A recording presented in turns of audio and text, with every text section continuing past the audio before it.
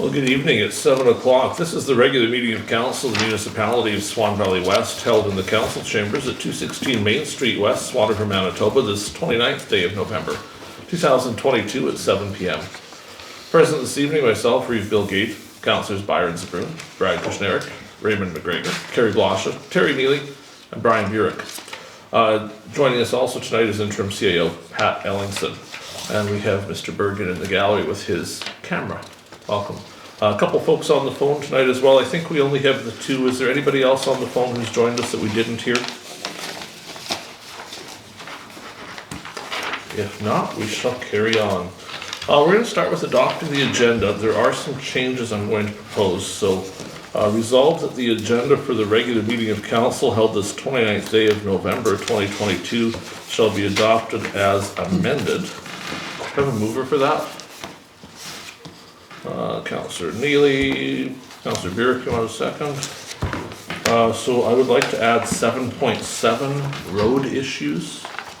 We'll have a discussion on the roads there. And there is an error on the agenda at the top. The date is wrong. It says the 28th, but really this is the 29th. Does anybody else have anything they'd like to add to the agenda tonight? Do I have to go about the Saturdays, or that's in there, right? I have it on there. Yep, 7.6 is there. Okay, hearing no further discussion, I'll call the question. Those in favor? Those opposed? You want to be in favor? Yes. Okay, we'll put you in favor. Did I forget the road? That's carried. I'm sorry. That's all right. We do not have minutes to adopt tonight, unfortunately. We're going to go past that. Jared did indicate he would be providing a public works report, but so far as yet it hasn't been received. I know he's been very busy, as you can imagine, with the storm. The one thing he was going to try and have for us tonight was quotes on repairing the grader with the transmission issue. So if something should change during the meeting and he brings that in or something, we'll come back to the public works report. But for right now, we don't have one. We're going to go into general business, item 7.1. I'm gonna excuse myself from Okay, this. so we need to note that Councillor Blosha is leaving the meeting at 7:05 for conflict. I was going in. Yeah, we'll go in a few seconds.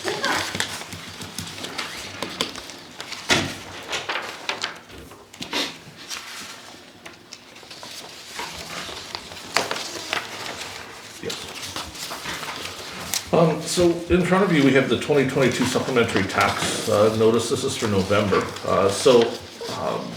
For folks that are new at the table, municipal taxes often change. If you build a new building, or you change a house, or you tear a house down, your tax bill will change even after the taxes have been issued. So what this is a list of changes that have been made to rolls in our municipality. So as a council, we have to accept these changes. The one notable one that's on here, roll number 128750, the Swan Valley Consumers Co-op, that's a new fertilizer shed. So this effective date is June 1st. So the added taxes is over $8,000 just for a part of the year, which just goes to underscore how important commercial development is. When we see people building and having confidence in our area, whether it's our municipality or anywhere in the valley, the more of that commercial stuff we build, the better it is, because they certainly pay a lot in taxes, and it helps out. Every little bit helps. Pioneer, they're gonna help. Oh, it's going to be huge, very huge. The Pioneer project, the Pioneer one, like some of them, when you get into commercial, there's some strange things that happen in assessment. So you build a house and your house is assessed at $250,000. Your tax bill's pretty cut and dried. But when you're an elevator, it's based on how much grain goes through the elevator, and same with the railways, how much product is hauled. So it's not, it's a $35 million elevator, but you can't just say $35 million assessment, because it won't be that. Too bad. Yeah, it would be nice if it was. Bars are like that too, I think. Yeah, there's a lot of commercial stuff that isn't quite the same as you would expect, but it's still good to have, and hopefully we get some more of it. So I do have a resolution for it. Resolved that in accordance with sections 300 and 326 of the Municipal Act, the changes to the 2023 assessment roll for the Municipality of Swan Valley West shall be accepted by the Council and applied to that portion of the 2022 taxes as described on the reports received from the province of Manitoba Assessment Services Swan River dated November 8th and 16th, 2022, copies of which are attached here too, and that's what we're looking at. Do we have a mover for that? Councillor Kushniryk. A seconder, please. Councillor Zbirun. Any further discussion on those? Hearing none, we'll call the question. Those in favor? There's no discussion, we're on the right side of the fence. We will call up Carrie and we'll ask Councillor Blosha to return to the meeting.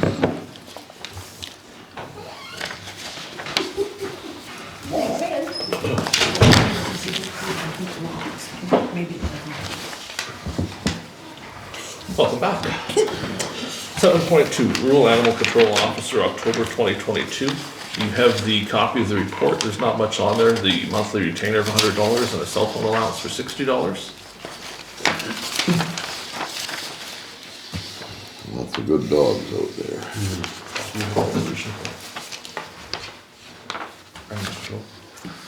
Oh, sorry. Just see. Resolved that the following animal control report shall be received by the council for the Municipality of Swan Valley West. Rural Animal Control Officer's report for the month of October 2022. Be it further resolved that payment for the above services shall be approved as submitted. We have a mover, please. Councillor Blosha. Someone to second the resolution. Councillor Neely. Any discussion on that report or the resolution? Hearing none, we'll call the question. Those in favor? That's carried. Item 7.3. You may get a feeling of deja vu. The Rural Animal Control Officer's report for November 2022. This report also provides just the $100 retainer and the $60 cell phone allowance. Resolved that the following animal control report shall be received by the Council of the Municipality of Swan Valley West. The Rural Animal Control Officer's report for the month of November 2022. Be it further resolved that payment for the above services shall be approved as submitted. A mover, please. Councillor Blosha. Someone to second the resolution. Councillor Kushniryk. Any discussion? Hearing none, we'll call the question. Those in favor? That's carried.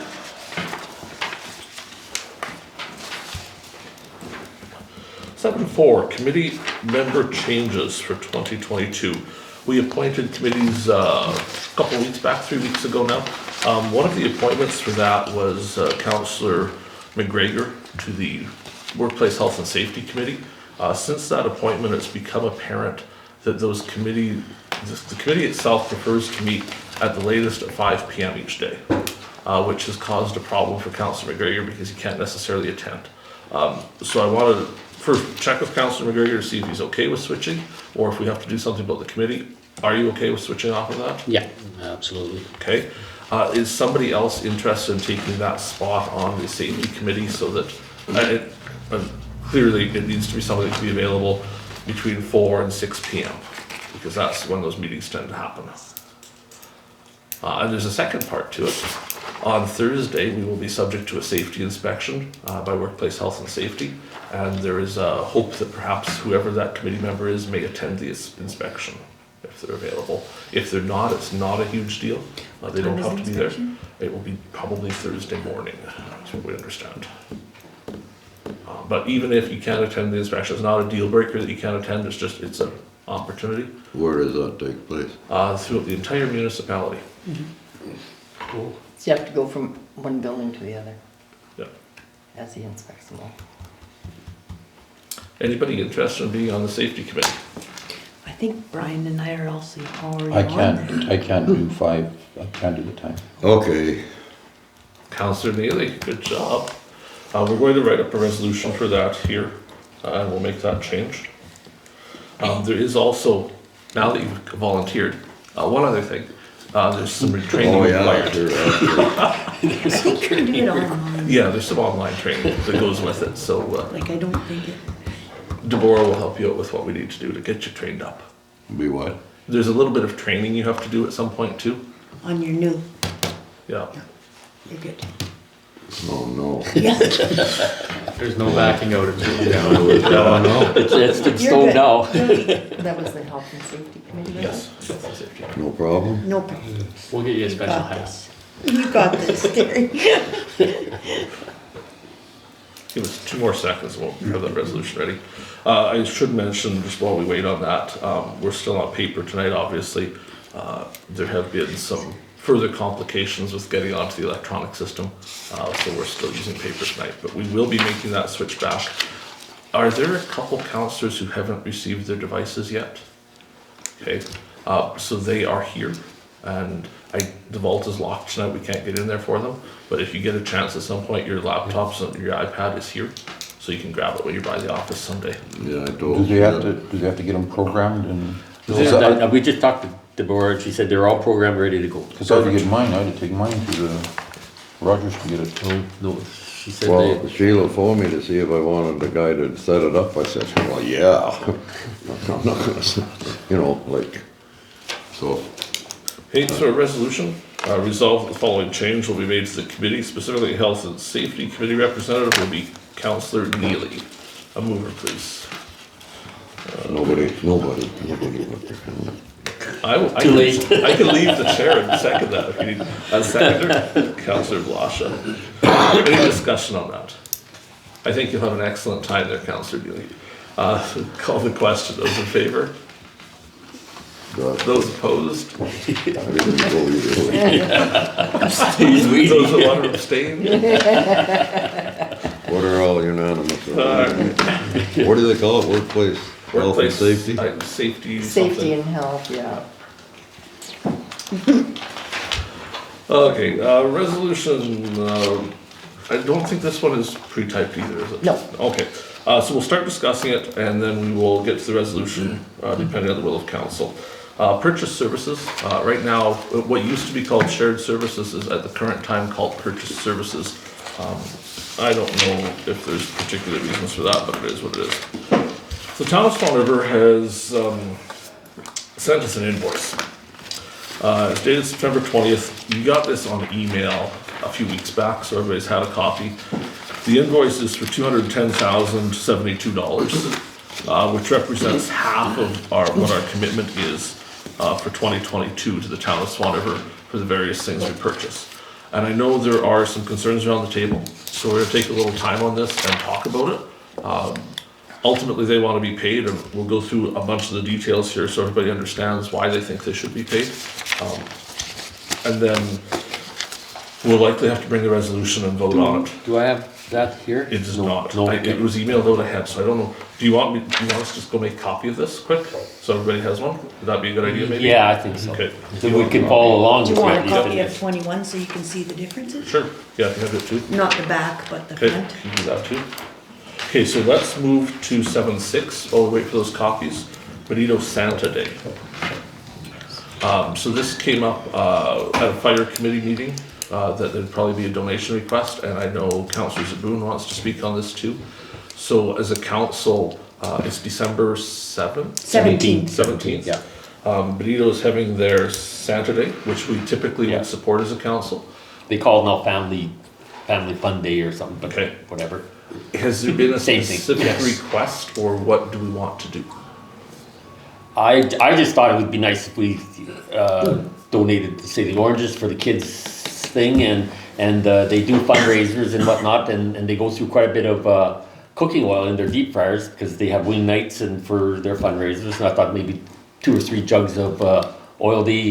Richardson's donated 2 jugs to them already, and I talked to Scott Snyder, and he figures they go through about 7 a year. So I thought if we threw, 2 or 3 or whatever, go to Richards. They're the big jugs, eh? So I don't know how much they cost or whatever, 50 or something for them or whatever. I just thought it'd be a nice gesture on our part, anyways. Okay. Anybody else have questions, comments, concerns, or different suggestions? Everybody looks pretty okay with that, Councillor Kushniryk? Yeah, I'm fine with it. I don't know if it's the time or place to bring it up too, but the LUD really didn't have any connections right now. They are going to buy for the candy bags and stuff, so they'll be submitting to be reimbursed for that. I think I'd mentioned to you, I don't know how anyone would feel, I think it's kind of, as these things kind of shrink, maybe it'd be nice to throw a little bit more into it. I was thinking even if we bought something for a coupon for an ice cream cone or something from Dairy Queen, kind of support them or wherever, whatever Yeah. people think, just to put a little bit more in those bags and So are we gonna get this stuff, or are we just gonna give them the money and they can get it themselves? So whatever you guys or- decide. Like, who's gonna go shopping for this stuff? Well, I mean, I can go shopping for it, or I can go shopping for it, or if you wanna just, I mean, the oranges are pretty self-explanatory, but I don't know what the oil would cost and how many jugs do you guys wanna, Somebody with a restaurant and. yeah. Yeah. you could Like do I it. said, they get it from Richardson out there, eh, and, it's not what Scott told me, so I'm assuming that, talking to Scott, do you know who's getting buns? I think, Quick Stop is donating the buns. I think, but I'm not 100% sure of that, but I mean, that's what I thought Rubian or Kyla was talking about. No? I don't know. That's what I think, from what we were talking Is there about at the somewhere meeting. different, eh? Brad? Like- No, it was Quick Stop in the past, just make sure they've got the buns in place. Yeah, So Your jugs of oil should be about 50, 60 bucks for a is jug. that what they are for Yeah, those so big 18, I think they're 18 liter or what? Yeah, what they're is that? big ones. Yeah, Yeah, they're looking, yeah. somewhere in there anyways. Fluctuate, but So whether we give them a check or we just buy the stuff and deliver it to them, I guess. It's up to us what we wanna do. we have to write a resolution that says something. Okay? So let's find agreement on how we're going to do it. That's why I asked, like, Yeah. or who do we make the check out to, or? you So know? it'd be a rec center, I suppose, eh? No. Yeah. So would council be, like, the path of least resistance would be to give them cash and they go buy it? Is that acceptable, or do we want to actually go and get the product and take it to them? What are we talking here, $250? No, well, it's $9 for a box of oranges and they want four. They wanted four, but if, I don't know how many oranges are there in a box. They need for 80 bags, they said, eh?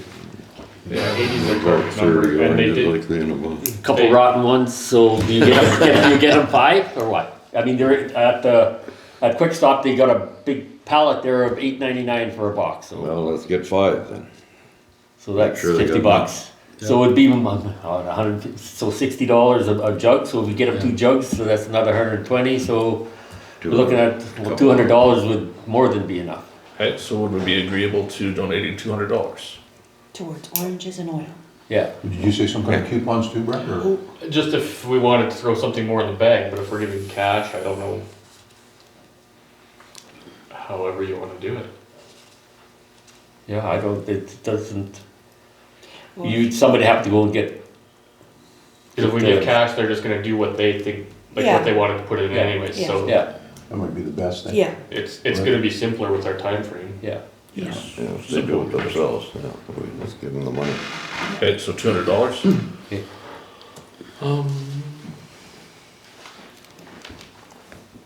Okay, we will come back to a resolution for that shortly, once our CAO rejoins us. Let's go to 7.7, road issues.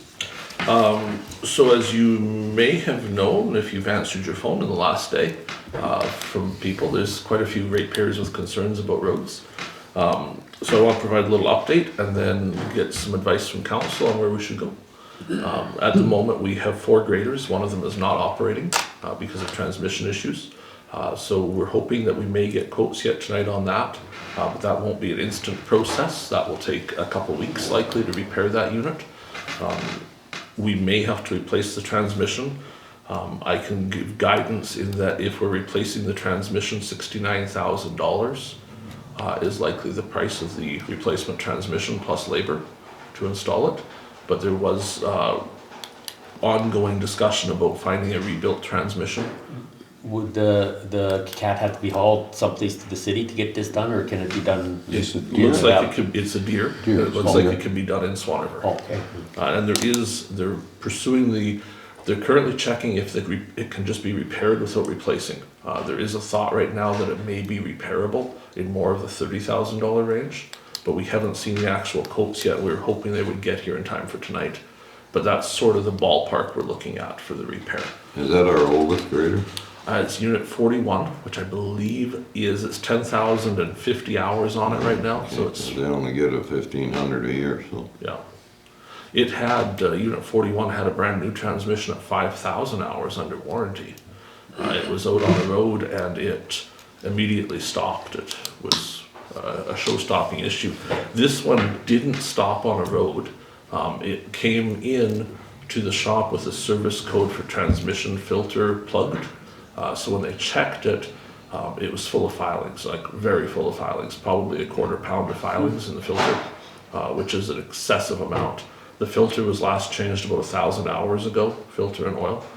So that's developed within the last 1,000 hours, but given the code and how it worked, the feeling is it's actually probably developed a lot more recently, just in the last few hours, that something's gone wrong. So that's why that unit's not working. The other 3 units were working today. There certainly were some issues today. We did have at least one unit get stuck. I think it may have become stuck twice, which was the unit being driven by a casual operator. And that may have played a role in that as to why it was coming off the road, just a little inexperienced there yet. From what I understand, Road 218, which is the Pioneer Elevator Road, goes east and west there. Mostly goes west because there's not a lot of east there. That road took half a day by the time we got unstuck and continued on. And the snowbanks there were also over top of the plow on that road already. It's fairly substantial snow in the north section, a lot worse than here in town. So that continues on. We will have 3 units operating again tomorrow, but on Thursday we will run into an issue that we only have 2 operators because of that 3rd unit's currently being operated by a casual operator, and he will not be available on Thursday or Friday, is my understanding. So I wanted council to have some discussion tonight, because I don't know that any of us will be very happy to tell people there's only 2 units operating. We have some options. We could look at finding someone to drive the 3rd unit. So I'd like us to explore what we could do with that. We could look at having contractors go and do some work as well. That's expensive, obviously. It's cheaper to use our own unit if we can, but at the same time, we have a lot of ratepayers that need to get out of their houses and go places. And you know, once we start impacting their ability to go to work or to school, certainly we're not doing what they would like us to do. School buses are cancelled for tomorrow, so we're not having to deal with buses out there in the morning, but I'm sure the school division would like to be operating buses by Thursday. They won't want to lose another day, so they'll certainly be looking to us to have those roads in much better condition. So kind of open it up. What would you folks want to do, and what are you comfortable with? Is Ralph working yet or not? Ralph is working today. He's working full-time already. And Jared is not able to drive a grader? Not currently. And Chris is running the other one. Chris is running, and Brett was working today, and Brett will be working again tomorrow. But then Brett is off on Thursday, is my understanding. And you're He's looking- off for 4 days. And you're looking for people to, I'm throwing it out there. You know, we looked last night, obviously, we talked a little bit about grader applications. I don't know that there was anything in there that really spoke to being a casual operator. And I don't want to mention names because we're not on camera. Yeah. But, you know, the road issue, I think we should discuss in public because people should hear that. So we could look for, I don't have a name in mind right now. We have another day to look for someone to get onto that 3rd machine. We could, as a council, all kind of beat the bushes and see if we could find someone that could operate that machine for Thursday. Would be an option. I haven't contacted contractors yet. I'm sure today they didn't have time, but by tomorrow they would probably have time if we wanted to look at some contract grading. Our budget for that is spent for the year, and spent completely, and then some more because of the winter we just had. But obviously we can adjust that and do things, and it's not the end of the world that we're over on the budget line. There's other ways to solve that, and if, you know, The road's got to be clean. exactly, I mean, we the can't budget- say, oh, there's no money, let's not clean the roads, we've got to Not get it just fixed. the budget, I mean, Sometimes you have to go over budget and things. The old like this. foreman, I don't know if I can mention names or not, or what, I don't know if he would be willing, we could certainly ask him.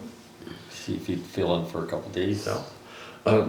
So if council could provide direction, because we don't have another meeting obviously before Thursday. So how would you like to proceed? If we come up with some names, would it be acceptable to council sort of share those names with everybody and ask you for your choice?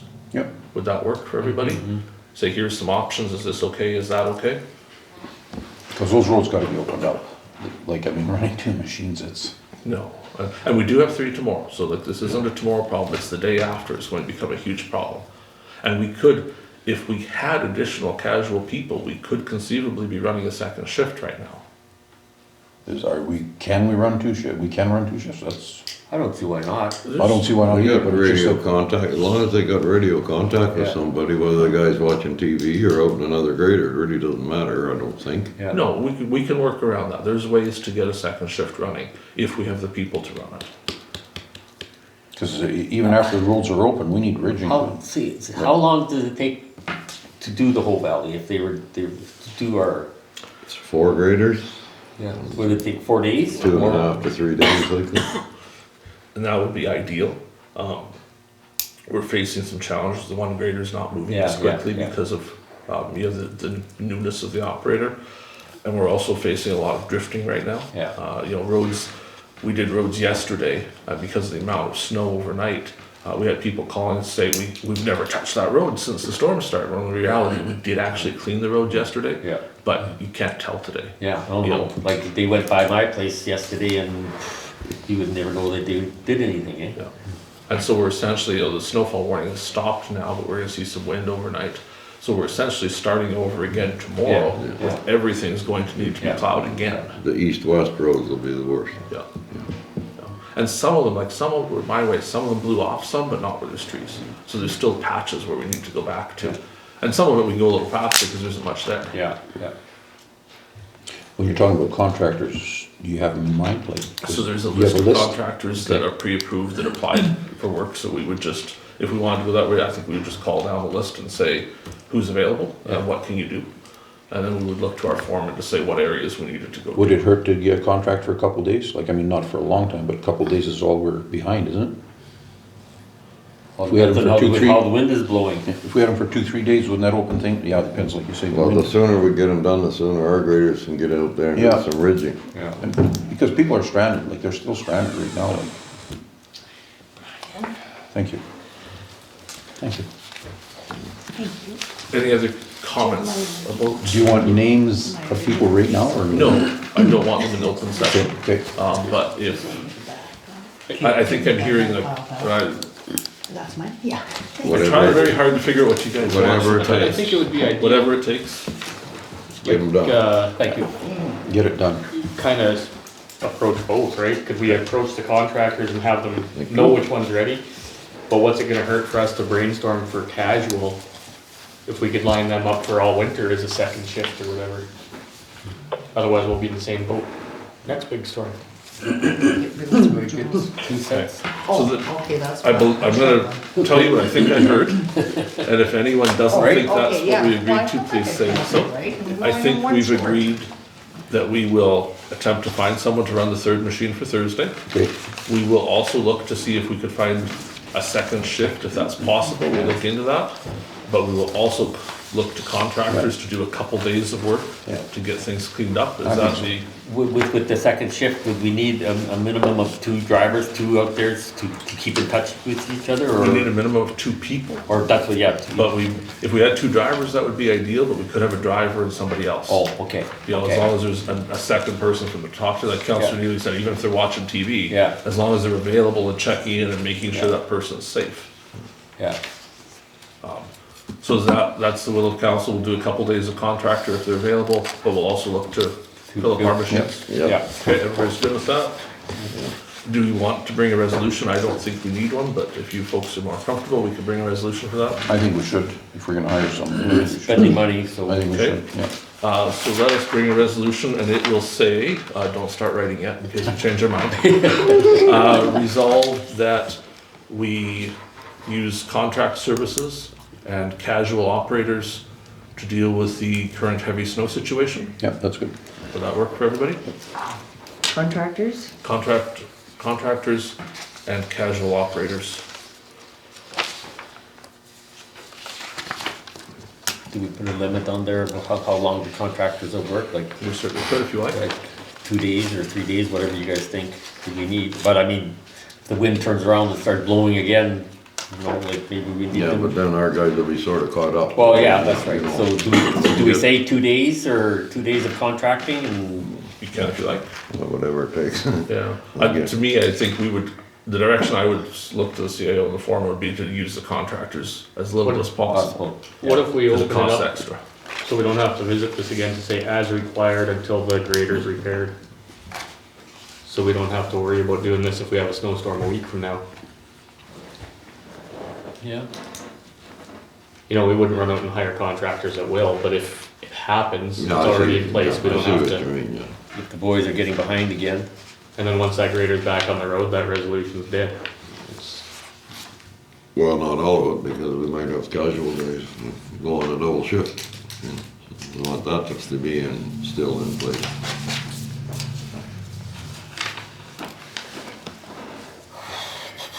What if we put that we use contractors and or casual workers?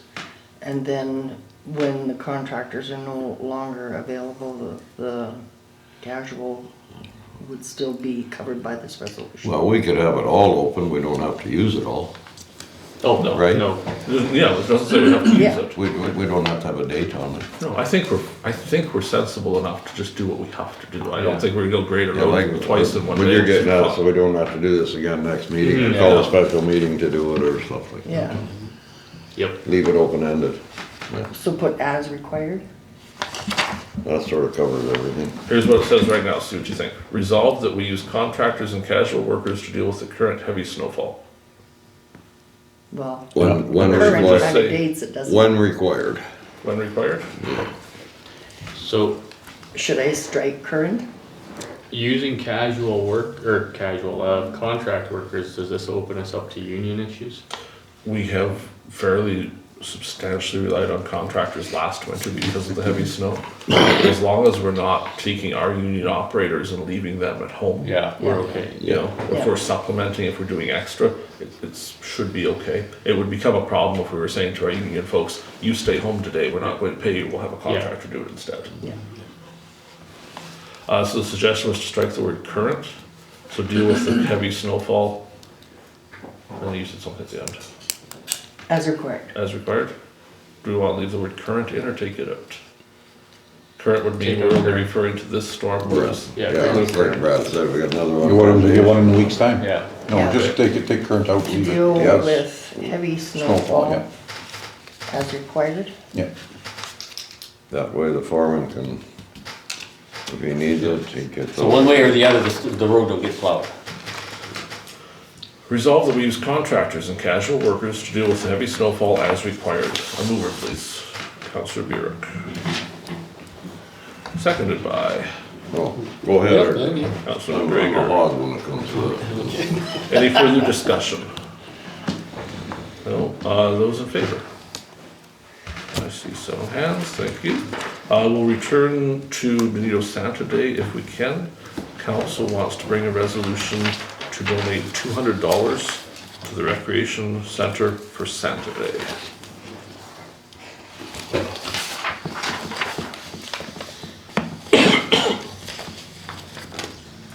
So in front of you now, you have that Town of Swan River invoice and the agreement, both the 2021 invoice and now the 2022 invoice as well. So I think we'll get into discussion of this. On December, Second, something, yeah, it's the right page here. December 22nd and 23rd. Looks like it was the 23rd that we signed it. This agreement was signed with the Town of Swan River, between Swan River and Swan Valley West. So this provides for purchase services. And the agreement speaks to them being cemetery services, recreation services, landfill, handy van, and then a service fee of some sort. The term, upon written notice of not less than 3 months to the other party, either party may reserve the right to terminate the agreement or any part of it. Swan Valley West and the town of Swan River shall also provide updates on any changes. So there's no end date to this. It goes until we tell them to cancel it, or they tell us they are canceling it. And presumably we would never do that. We would come up with a new agreement, and the new agreement would just supersede this one. But there is an exit clause if either party wants out 3 months' notice, lets them out. So the agreement has some stuff about how the fee is calculated, and then the second part of it, the actual invoice, has the calculations for those fees. So that it's kind of a two-part thing where the words tell us this is how we'll figure it out, and the second document has the actual numbers of how we figure it out. So I think we will start with the pool, because that is going to be always here the highest topic of discussion. So for the Richardson Recreation and Wellness Center, in your packages, you'll see that for 2022, they're budgeting a revenue of $61,000 and expenses of $633,000. So the pool will cost $572,000 to operate in 2022. And I guess it has, because 2022 is almost over. And so the way it's figured out is by users of the pool. And what's indicated here in the invoice is that the town of Swan River had 27 people use the pool. And those aren't, it's not always a full person, there's part equivalent people. So swimming lessons, I think in here provides for a third of a person. If someone's registered for swimming lessons, that's a third. So 3 people registered for swimming lessons shows up as 1 person as a user of the pool. Swan Valley West had 14 people use the pool. Minnetonka's Bozeman had 10 people use the pool. And so that's divided out by percentage, so we would pay 27.2% of the cost, which means they have invoiced us for the first half of the year for half of $155,474.17 as our share of the pool. And it's their intention to invoice the full amount. They've only invoiced half yet because they invoice every 3 months. And we're somewhat behind on paying them. We haven't paid them anything yet this year. So I can try and sell this as a good thing. I'll give it my best shot. Which I think if you know me, I probably have some pretty large concerns about that. But I'll sit in this chair and I'll try and sell you on why we should do this. The agreement provides that the initial invoice is based on last year's usage. And then there's an adjustment fee after we know what actually happened this year.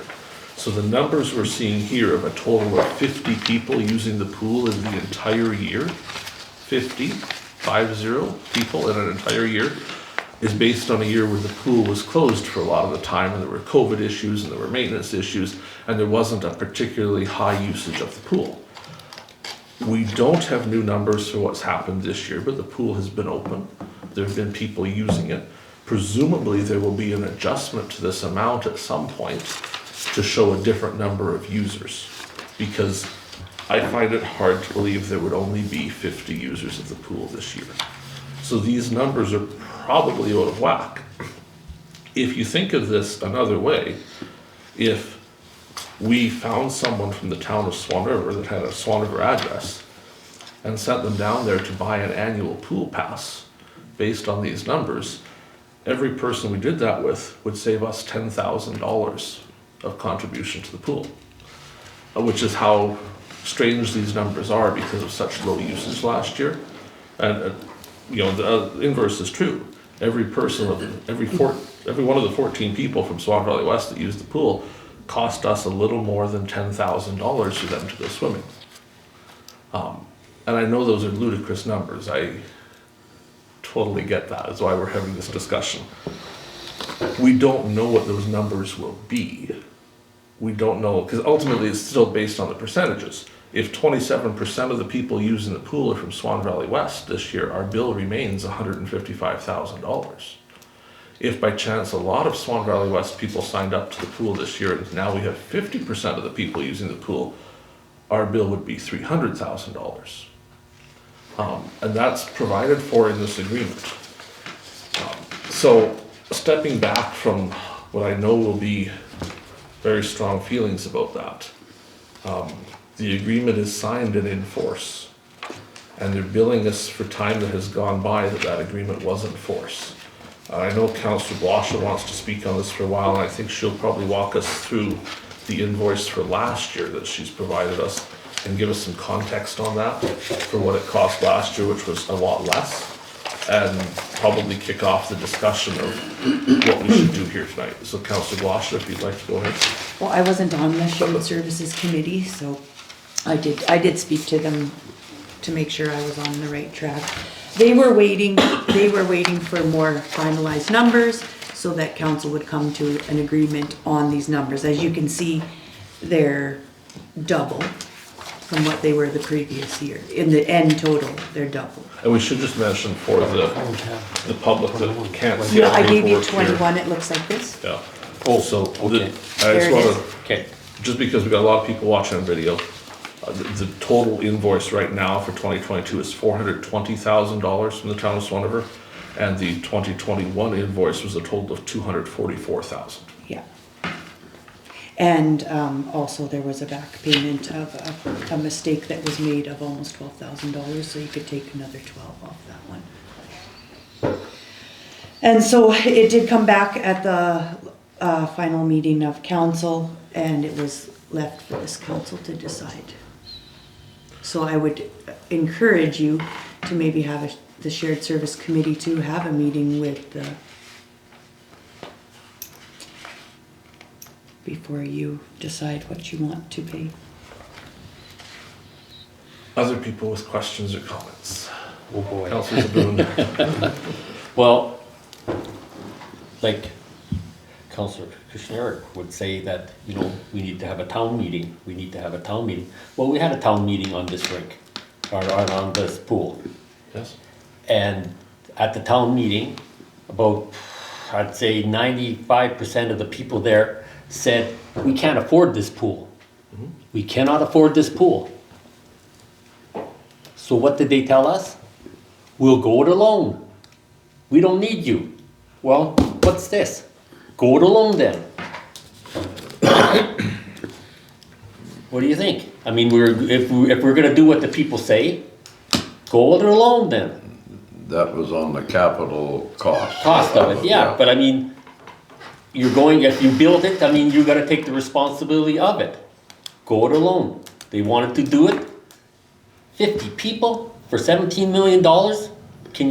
How much is that a person? Quite a bit, right? A lot. Yeah. Like, why are we even discussing this? Man, that's I'm sorry.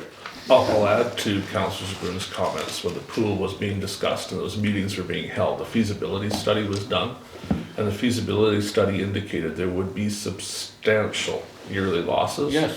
And the losses we're seeing now are in line with the feasibility study that was done at the Yeah. time. So it's not necessarily a surprise the pool is losing this much money. It was foreseen before it was built that there would be losses like this. And we tried to tell them that, but they thought that they could afford it. Well, now they need help. But do we help them? We have been all along. Yeah, Since. but I mean, why? It started at $100,000 a year. It just keeps going like this and like this. So previous agreements for shared services, pre-COVID, because COVID changed a lot of things and the pool was closed for so much. So if we exempt the COVID times and look prior to that, Swan Valley West had entered into a shared services agreement where we had basically the same split for how it was determined how the users were and what we would pay, but there was a second clause to it that we would never pay more than $100,000. And so each year our share was more than $100,000, but because of that clause in the agreement, it was hard limited to $100,000. So the 155 was within the ballpark of that old agreement of what we should have paid each year, but because of the clause, we only ever paid the 100. When COVID came along and the pool was closed for quite a lot of time, there wasn't nearly as much staff expense. And when you look at the budget, most of the expense of the pool is lifeguards and administration. And so Swan Valley West paid substantially less for a couple of years because of the amount of closure. And the town had agreed to that. The trouble I see is that we have a signed agreement, and that's what we have to work on. Councillor Neely. Yeah, that was a 4-year deal. When they started, we had made a deal it'd be $100,000. And it did go on a little Maximum further for than 4 that. years. Yeah. And when if there was a year 5 and a year 6 added in time. It might have been, Yeah. Okay, can we use this same formula for, say, the ski hill? So specifically, yes, the town of Swan River, I've met with them on these numbers and asked some questions. And they indicated that for several years, about 4 years, they have been asking Swan Valley West to provide usage numbers and a bill for facilities in Swan Valley West that town people use, that we pay for. Yeah. The most notable would be the Recreation Center in Benito. That's Yeah. one of our biggest expenses. For the last 4 years, Swan Valley West has declined to do that. So the town has not paid anything back to us. They're still willing to do that. We would have to enter into an agreement with them, obviously. We would Yeah. come up with a formula for how to do it. But to date, the Council of Swan Valley West has not wanted to charge the town for anything. But they are willing to pay. Yeah. They indicate. But is it gonna work that, okay, we hand them a bill and they just raise theirs up higher, or how does that? This is probably one of the prickliest discussions we ever have at council, because we try to be good neighbors with the town. You know, we're both, you know, we're sitting in the town right now. We're very connected, we surround them. Certainly the town has done some things in the past that are highly questionable. And at times Swan Valley West has likely done some things that are somewhat questionable too. We haven't always been good neighbors to each other. And it's hardest times to be good neighbors is when we talk about sharing services and how we pay for them. Because there's two very different mindsets. Our mindset in a more rural area is very different than the mindset in an urban area like the town. And that leads us sometimes to get into, frankly, some heated discussions over it. So if it was reversed, and we were sitting with the pool, how much money do you think the town would be giving us? Hard to say, eh? It would be hard to make an argument that they would be paying us that much money if we had a Exactly. pool. And maybe they would. There's a possibility, but it would be hard to imagine. Yeah. Councillor Blosha. So would it be agreeable that the shared service committee sits down with them and has a discussion over this before we pass a judgment to pay the bill? Well, council could certainly make that decision, but I will say this, and I'll say this as gently as I can. The previous council of Swan Valley West made this decision for us. They signed this document. They either read it and knew what they were signing and agreed to this on our behalf, or they didn't read it and signed it anyway. I don't know, and I don't particularly care which way it went. The reality is, there's a signed agreement that says we owe them this money. And we could certainly go down the path of saying we don't like paying this bill. I personally don't like paying this bill. I don't think anyone around this table is going to make an argument they like paying this bill. But we have a signed agreement with our neighbor that says we owe them this money. I don't know how we could say to them, oh, well, so what? We signed an agreement, we said we'd pay it, but we just don't feel like it anymore. We could give notice to end the agreement if we wanted to. I don't think it's advisable, but we could do that. But the reality is we're at the end of November. Even if we terminated the agreement now, it would run until the end of February. So all of 2022 would still be payable plus 2 months of 2023. And I don't think, to Councillor Blosha's point, absolutely. I've requested already in writing a shared services meeting with the town of Swan River. We're waiting for dates to be set because we have much to talk about. So how do they figure out that 14 people came out of the rural to use their, do they put your name and your address down when you sign in, or I don't know, I've never been. Only in certain conditions. So what the agreement provides for the recreational services fees, the town shall portion the yearly recreation costs of aquatic services based on the previous year's participant original origin data collected, and it's only from these things: swimming lessons, rentals, and memberships. So if you go to the pool for the $5 swim or whatever it is, you're not counted in those numbers. The only thing counted in these numbers are people that go to swimming lessons, that rent the pool privately, the whole pool, Okay, or that have a yearly membership at the pool. okay. So, say for example, 1,000 people went to swim but paid the $2 for Toonie Swim. Okay. None of those are counted in these numbers, and it doesn't matter where they came from. Okay. It only matters if they bought the yearly pass. Yeah, that's better, because I'm looking at 50 people, I mean, ooh. Yeah, But that's where, not that I know the numbers, but that to me is where they skew the numbers, because tons of kids are gonna go to those local daily swims.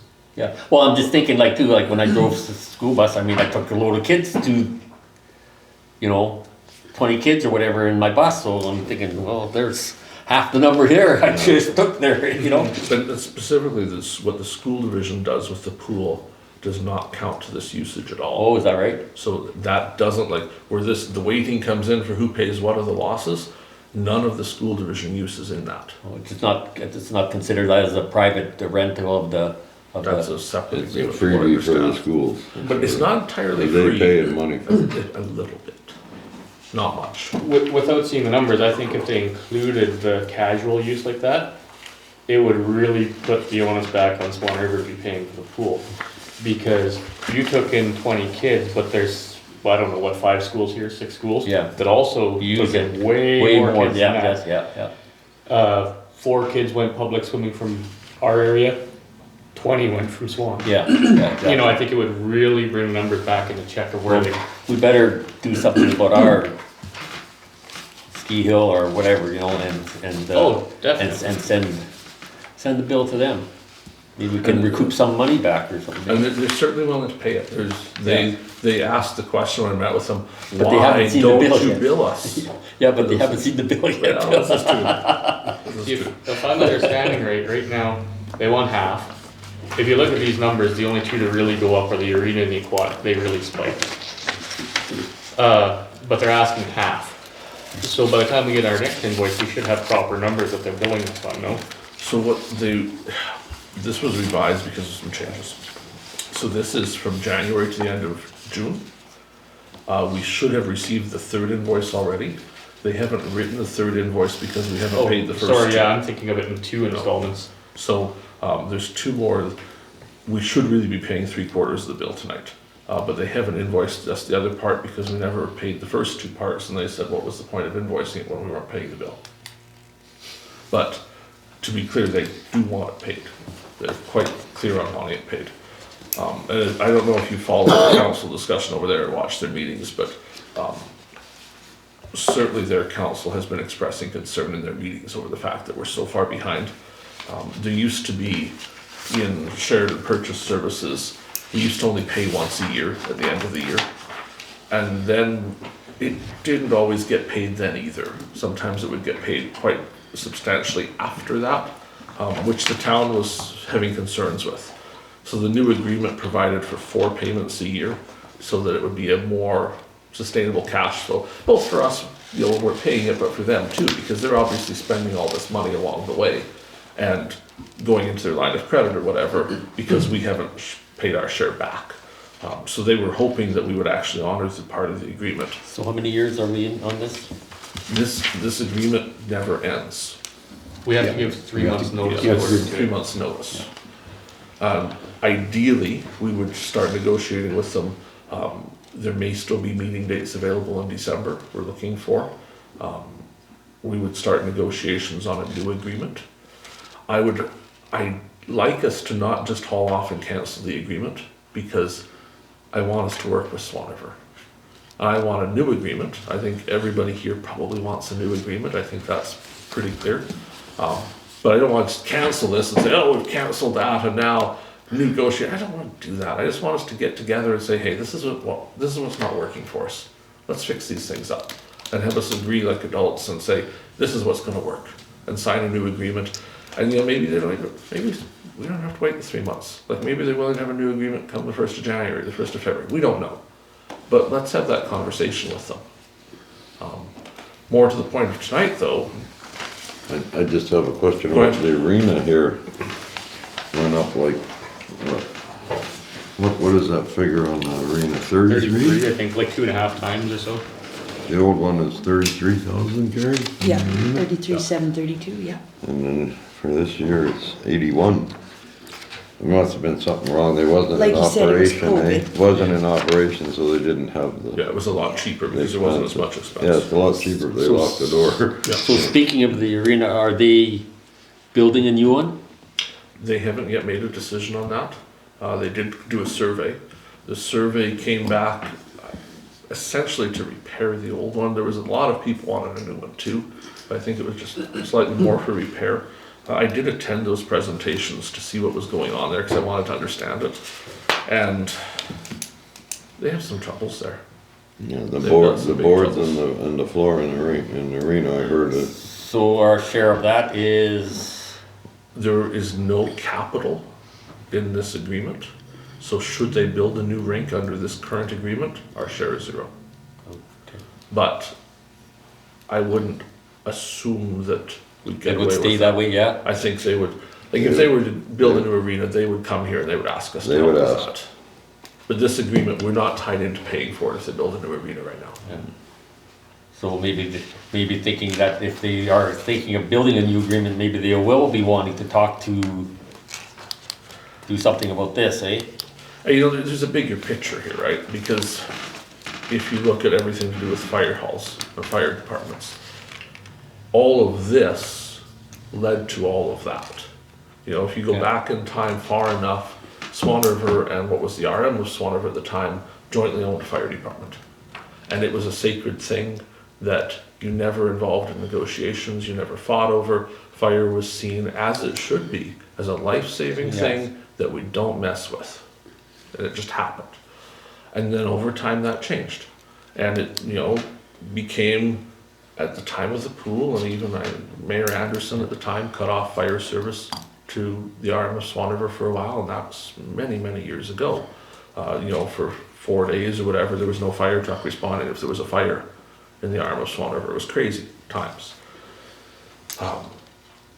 We need to get back to fire being that sacred cow, because Swan Valley West has I felt a don't think lot of you, I don't pressure. think you ever will, Bill, because they got it now that they can hold it over us, and if we want it, we pay.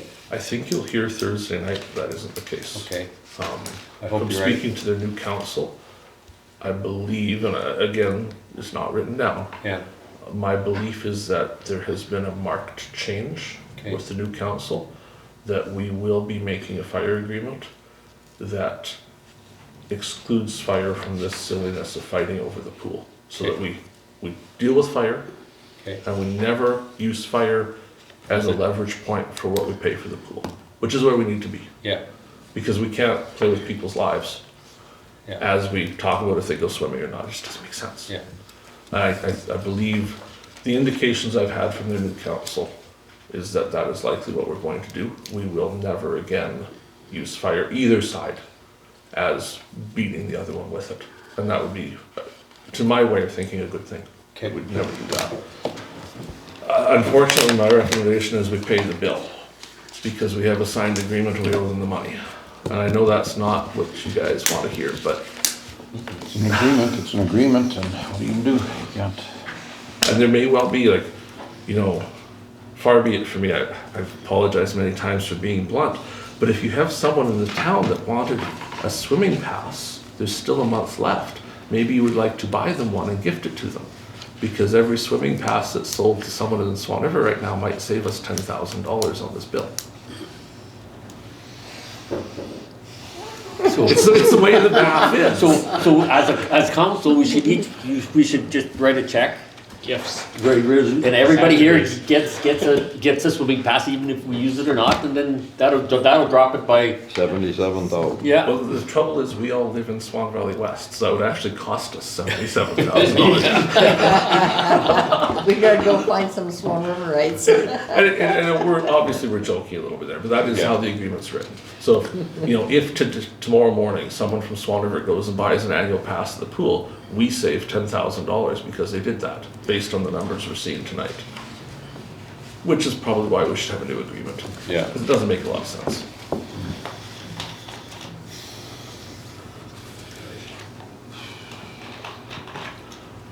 That arena could end up being It could be a $5 substantial. million, $6 million repair job alone.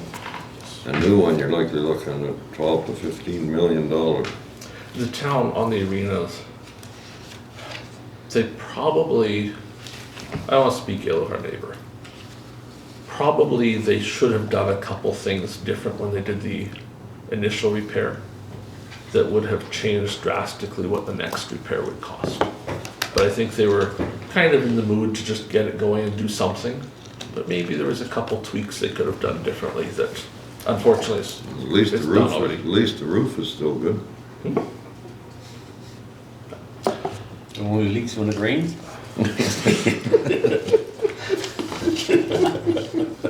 So, I'll go out on a limb, I don't know how the vote will go, but, we do have a check tonight for this, so we need a decision. So I would like to bring a resolution forward on paying this. If we vote to pay it, the check is here tonight, we will do that as part of finances and send over $210,000. We may wish to all attend and have a signing ceremony, so we felt like we got something for it. But if we vote it down, that creates some legal issues for us, because we do have a signed agreement. And so should we choose not to pay the bill tonight, it would make for an interesting road. And interesting isn't always good, but I'll throw that out there. I'm not presuming to tell you how to vote, I just want to make sure that we're aware of the gravity of voting it down, is that we're essentially voting to not follow the signed agreement that is signed. This fire portion, is that for service or is that just for call basis? I'm trying to find the fire. No, it's right here on the back, Yeah. back of the first page. Go to the back Oh. of the first page, it's right there. It's all Oh, broken okay. down for you. So fire, and I can speak specifically to fire, when this agreement was done, they actually looked at 3 different ways of paying for fire protection. And the agreement with the town of Swan River at that time, between Swan Valley West and Swan River, was that they would pick the cheapest way for Swan Valley West. So they looked at allocating it based on the number of calls, or based on the number of hours at the calls. The other one was by assessment. At one time, fire protection, this agreement provided that the assessment split the bill. So what was found to be the cheapest was the hours spent on calls. So what you see here is the town of Swan River, 869 hours, about 48% of the fire protection is theirs. 564 hours from Swan Valley West, 31%. Minnetonka's Bozeman, 342 hours, roughly 19%. And then Mountain, 43 hours, at 2.4%. I assume the Mountain would probably have been a call to a highway up there or something. So that was seen as the way to make it so the bill to Swan Valley West was the lowest possible. If it was assessment, our bill would have been closer to 50%, possibly a little more than 50%. And by, I don't know the numbers for just the raw calls, 5 calls, I don't know what it was, but this was the cheapest. Well, our total assessment's 31% higher than the town. It has been rising quickly. At one time, we were almost equal, but not anymore.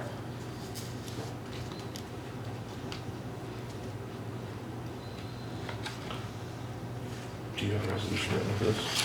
So that's what it's costing us, is this 109,000? Yep. That we agreed to pay the agreement. So how much is that an hour? The September $500 20th an hour? invoice for purchase services. Oh. So that's about 5 I don't bucks? know, it would be, $2,000, $2,000 an hour? No, $200. Oh, yeah. You're asking the cost per hour? Yeah. 6.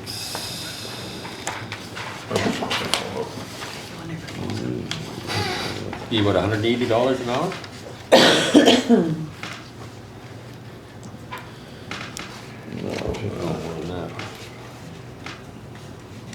$195 an hour. 95? The reason that I think is so high is Swan River currently has a full-time fire chief.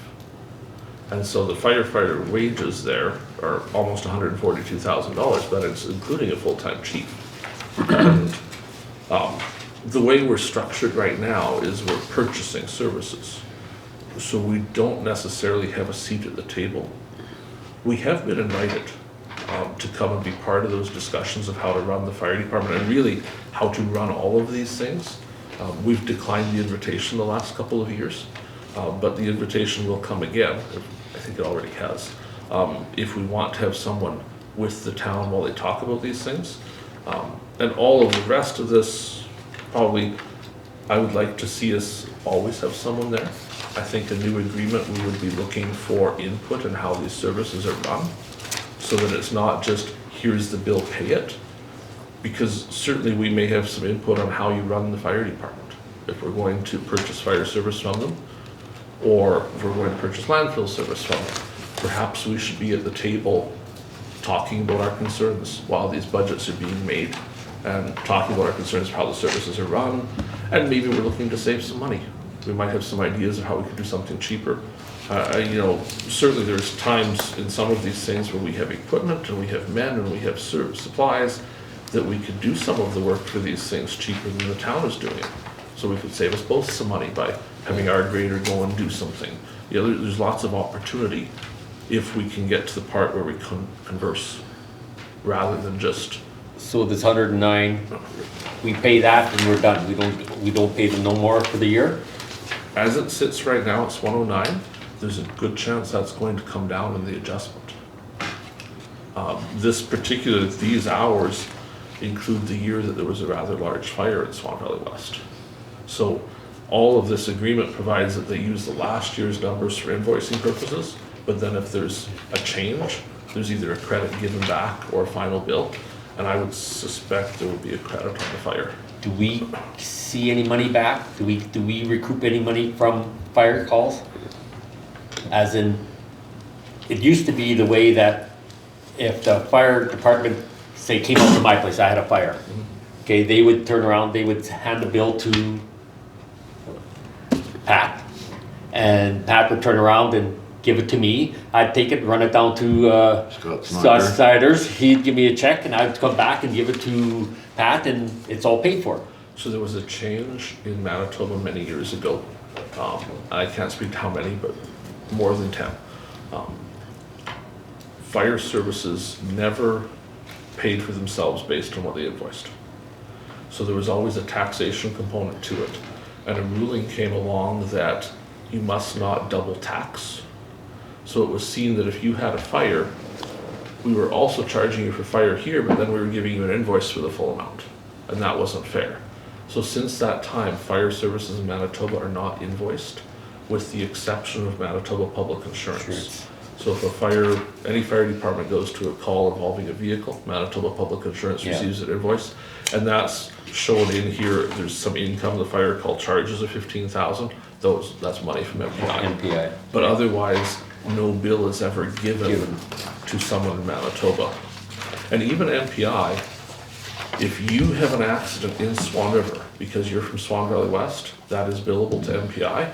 But if you have an accident in Swan Valley West and you're from Swan Valley West, that is not billable. Because you're a resident of Swan Valley West, we have to pay for your fire protection. So only visitors to our municipality or visitors to the town are billable to MPI. Did you need to get built in here or just that? That's probably fine. So I have a resolution. We'll see if there's a mover and seconder. Resolve that we approve the September invoice to the town of Swan River for the 2022 purchase services. We could write in the amount if you folks want that to appear in our minutes, or we could not. It's up to you. Write it in. Okay. Please. For Please. $210,072.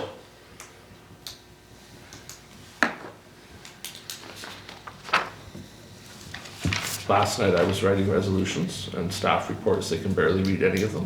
So tonight we're having the CAO write them, and I think it'll turn out better. I was gonna make the comment, you'd make a good doctor, but I gotta make you a deal. Alright, so I'll reread this. Resolved that we approve the September invoice to the town of Swan River for the 2022 purchase services for the amount of $210,072. Is there someone that would like to move the resolution? Councillor Burick. Is there a person that would like to second the resolution? Councillor Kushniryk. Any further discussion on the matter? This would be the time if anyone's wanting a recorded vote, they would say so. You would like a recorded vote? Just thought I'd throw that out there in case you wanted it. Give me a moment and I'll prepare this.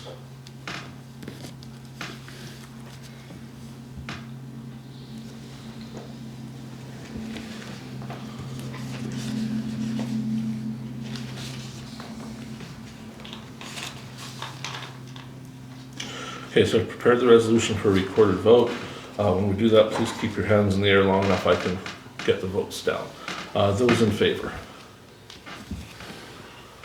So I see a yes there, I see a yes there, yes there, yes there, yes here. Those opposed? I have 7 votes, so I'm not going to ask for abstained because we don't have anyone left. So that is carried 5-2. Do you want to do that? Yes, please. So we're going back to the Benito Santa Days. Resolved that we donate the sum of $200 to the Benito District Recreation Center for the Benito Santa Days community event. Councillor Zbirun, would you like to move that? yes, please. Who would like to second it? Councillor McGregor. Any discussion on the resolution? I think we wish them well at their event. If council has an opportunity to attend, it's the 17th. Yes. What time- I'm what's sure the time? everyone would love to see you. It's, actually, there's a trade sale, there's a Craft, yeah. craft and sale, trade it starts at 10 till 3, and then the Santa Day starts, I think, at 2 to 5? 2 to 5, yeah. I think so, yeah. So if you can attend, I know Yeah. the public would love to see you up there. Those in favor? That's carried.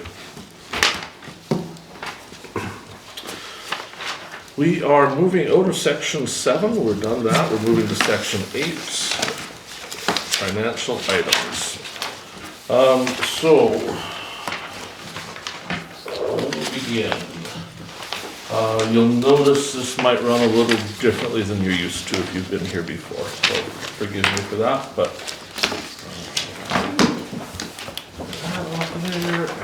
This from my file. So I have all of the checks here tonight, and I have all of the supporting invoices for the checks. And we do have a checklist as well.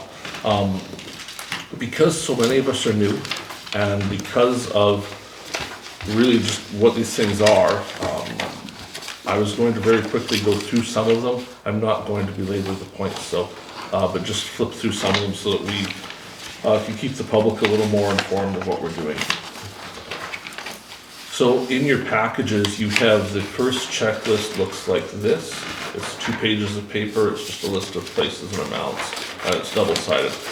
You'll notice that that begins with a bunch of spoiled checks. There was a fairly substantive printing error on the check run of November 15th, which resulted in a bunch of checks having to be voided. Those are all indicated on the list because we make sure that every check number is accounted for. So that's why they're all showing here tonight.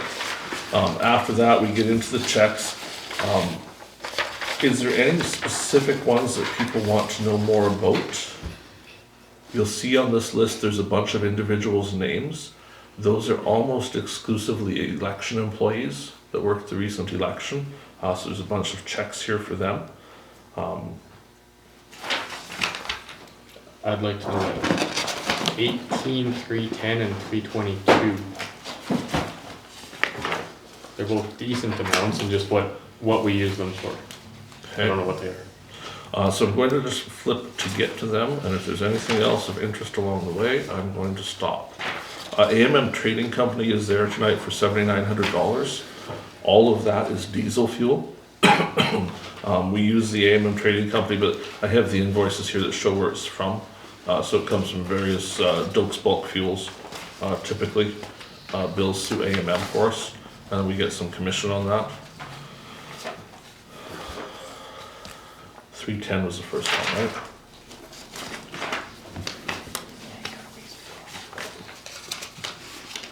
We'll get there.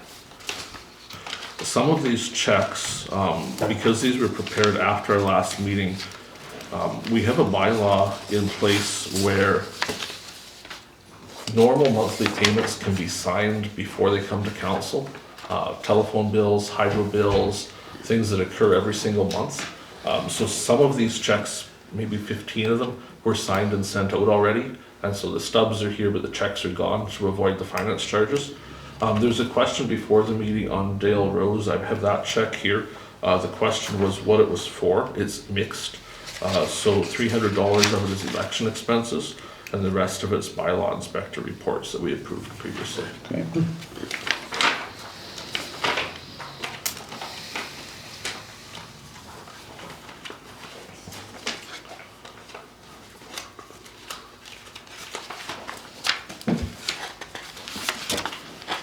There was also a question came up about employee health benefits. That was at the table a few weeks ago. There's a check here, and it's one of the ones that went already to pay the employee health benefits. There'd been some question about if we were paying benefits.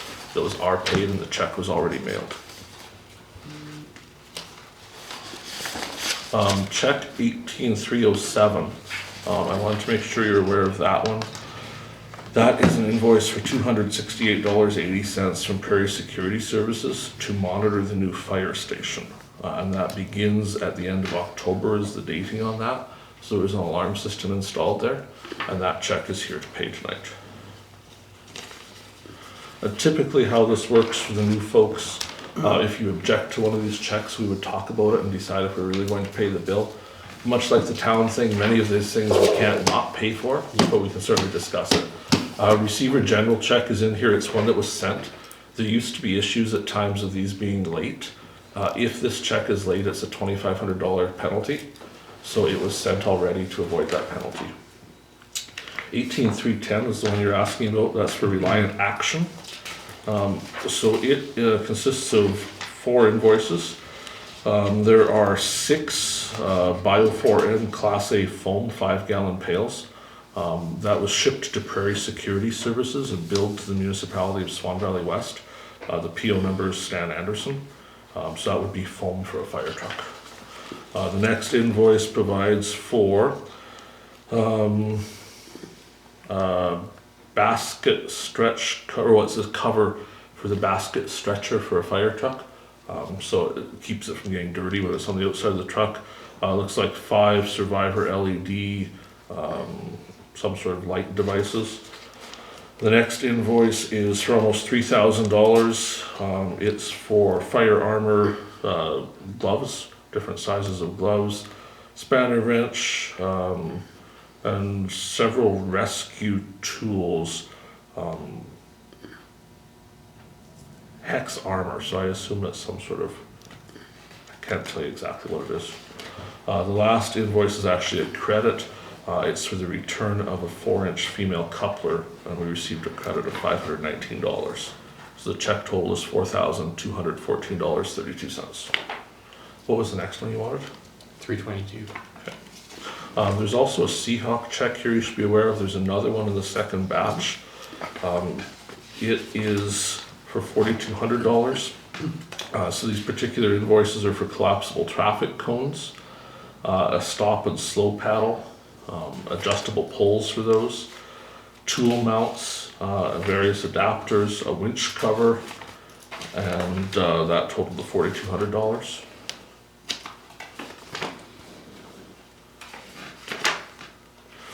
There was a question came up before the meeting about the Cheetahs Gymnastic Club's check.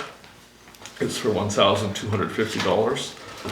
This particular check is based on a partnership agreement between Swan Valley West and the Gymnastics Club and the Community Foundation of Swan Valley. So the Gymnastics Club applied to the Community Foundation for funding. it was granted.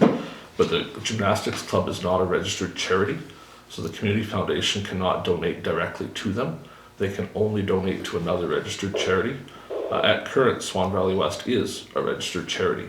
So by entering into a partnership agreement like this, it allows the money to go to the gymnastics club. There has been some discussion over time. The town of Swan River currently refuses to enter into these agreements.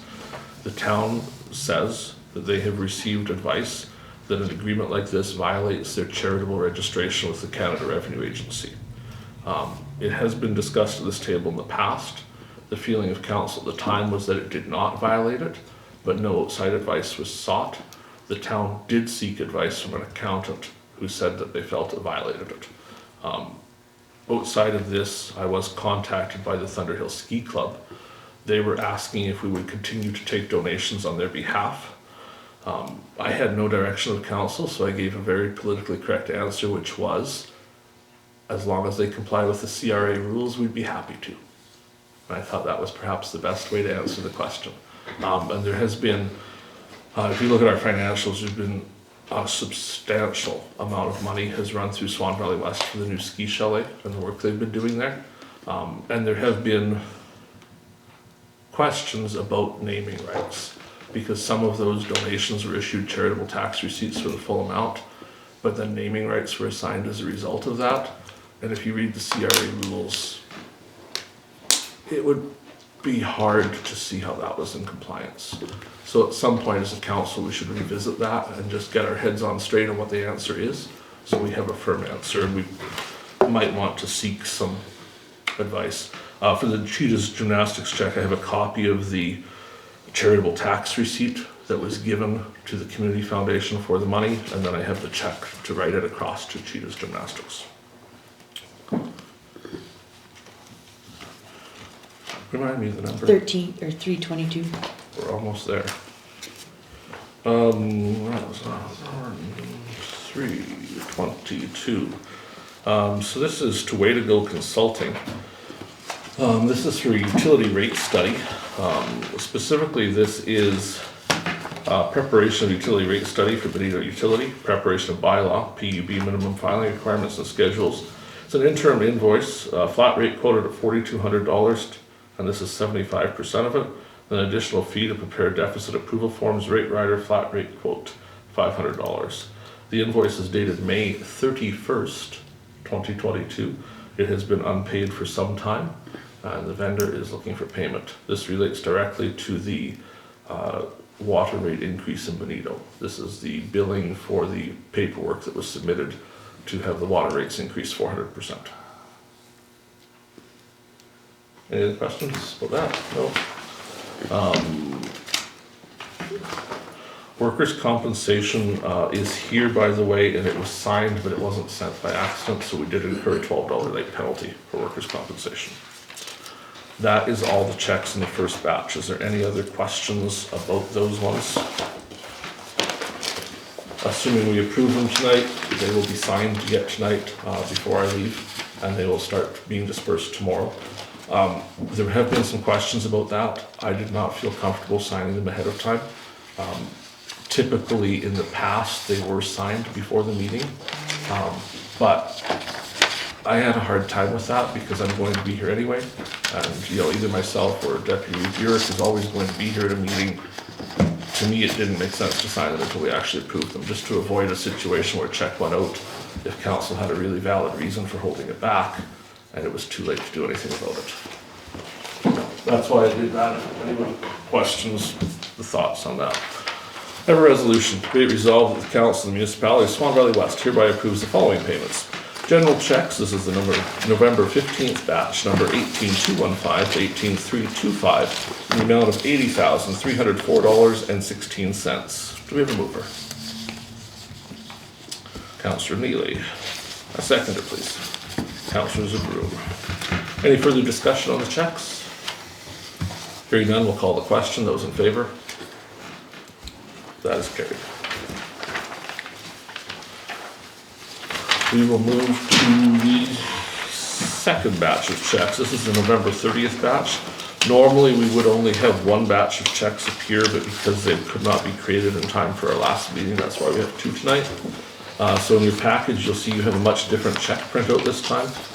This time around, it shows you who the check is to, and it also shows you the accounts that are being charged, so it gives you some idea. I do have all of the checks and all of the invoices. There are a couple I wanted to make sure I mentioned. The most specific of those is the Seahawk check.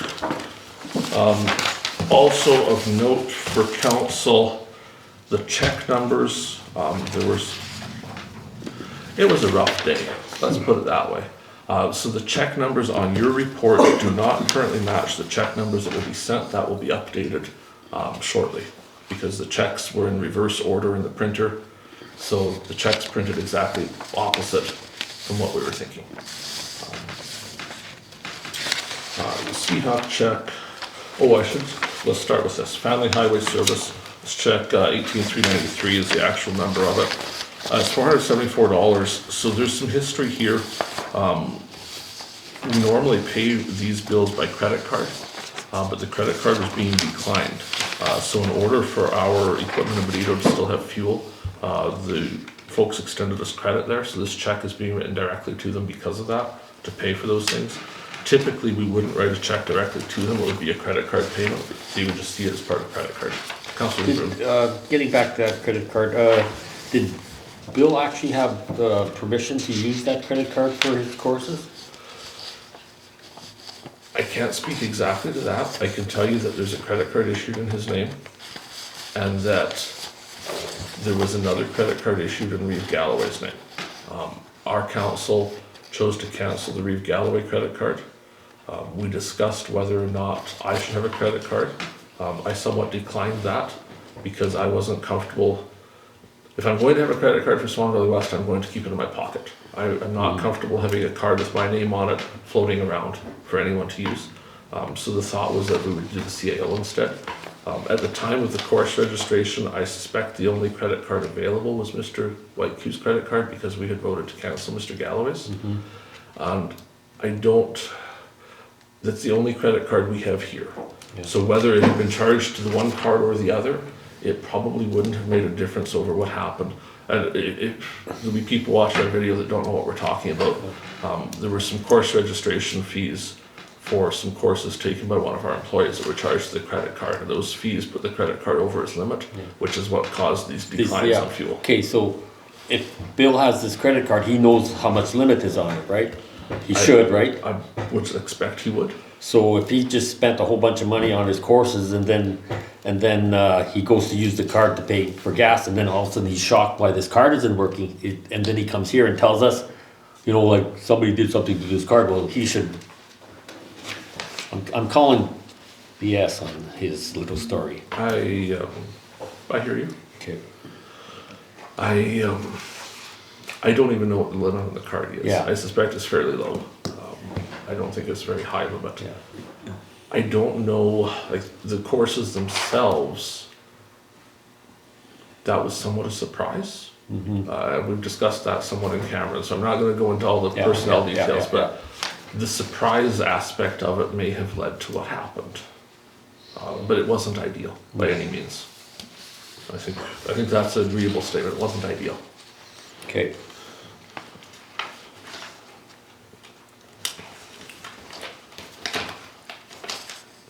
There's an additional check here. All the election expenses in the first batch except for an additional $2,000 here. There was a council resolution immediately before the election to increase the pay to the election officer by $2,000. So that's why you're seeing one election check in the second batch. This one was also somewhat interesting to me. I don't know how you'll feel about it. It was charged to the election expense account. It's a cell phone booster. For $537.59. Where do you see that? So it's check 18,386, and we have the, it's MERS is the place it's going. 348 on the list. Yeah, 340 on the list. So it's charged to election contract expenses. And there's indication here that it was for Lavender Hall. I am unable to tell you where it is now. if it's at Lavender Hall, if that was a donation to Lavender Hall, or if that has come back here to be used for other things. I just thought it was kind of notable that we bought a $500 cell phone booster as an election expense. Maybe still in the hall. It may be, and that may be council's will to provide a cell phone booster. It was notable to me. So when was it purchased? It was purchased October 24th, 2 days before the election.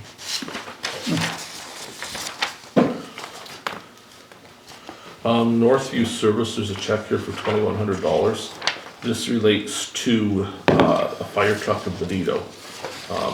Immediately after the one fire call to that yard site in Alpine, there was a problem discovered with the truck. So this is the repair to this, the E450, the 2003 rescue unit. Fuel leak on top of engine, disassembled, found 2 leaks. One on fuel filter housing adapter, replaced leaking parts, reassembled. Also found exhaust pipes that was worn and leaking, replaced. Vehicle starts after sitting overnight. The issue was it was not starting because of the fuel leak. It took over half an hour to get it to go the next day after the fire, so it had to be repaired, but that's what that cost is. Recycling check here to OSS, that's often a topic of questions for people, so I thought we'd stop on it for a moment. So I have the invoice here, and it provides the fuel surcharge amounts and the actual charges. So for Benito landfill, there are 2 dumpsters there. We pay $74.90 a month for those, and currently an additional $15.35 for fuel surcharge. There's additionally dumpsters at the Swan River Golf and Country Club. That one's a little cheaper. There's appears to be, I believe it looks like there's 1 dumpster. We empty it twice a month. Benito Health Center has one. Benito School, the Benito Town Shop. And now there's a thing called front end. Does anyone, Councillor Blosha, do you know what front end is for a location for a recycling dumpster? I don't recognize, I can't say what that is. We're charged for it, rental on it and 2 empties of $75 a month plus fuel. Front end. So in these ones here, and I don't know if Pat could answer this for me, something I've been asking a long time about, the front end obviously caught my eye, I don't know what that is. But these 4 are all being billed to the LUD of Benito? Because the account number is all the same. And I do not believe the Benito School has a dumpster, I don't think they ever got a dumpster unless they got it at the very end. They never had one at the beginning. All they had was them little blue things. Yeah, we just eh? had the bins, so that's something to be looked into. Yeah, getting So- charged for something we don't have. I don't really know, the only thing I was gonna ask Pat, cause I asked it for a while. Those ones at the Benito shop weren't our dumpsters and we didn't request them, they're from the Swan River shop, and they just appeared in Benito. Oh, okay. So we had voted to stop that.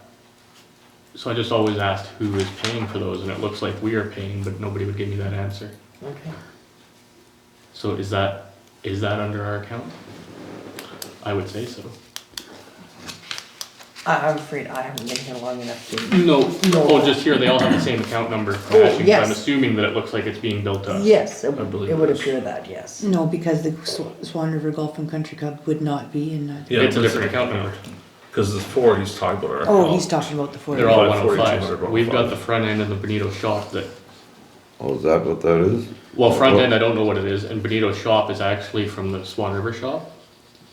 The ones that we used to hide behind the shop. So they got delivered to Benito. We Does had- it get used lots? That one at the shop? Yeah. In Benito? Yeah. Yes. They're getting They've been used now, full I think. lots. The one here did too, because it's always full. Well, it was, the one here was full of garbage. Yeah, always. The one in Benito is full of actual recycling.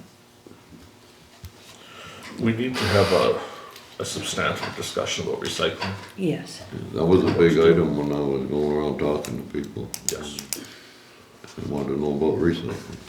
I think it would be good for us to put that on an agenda at a future meeting and have some talking about it.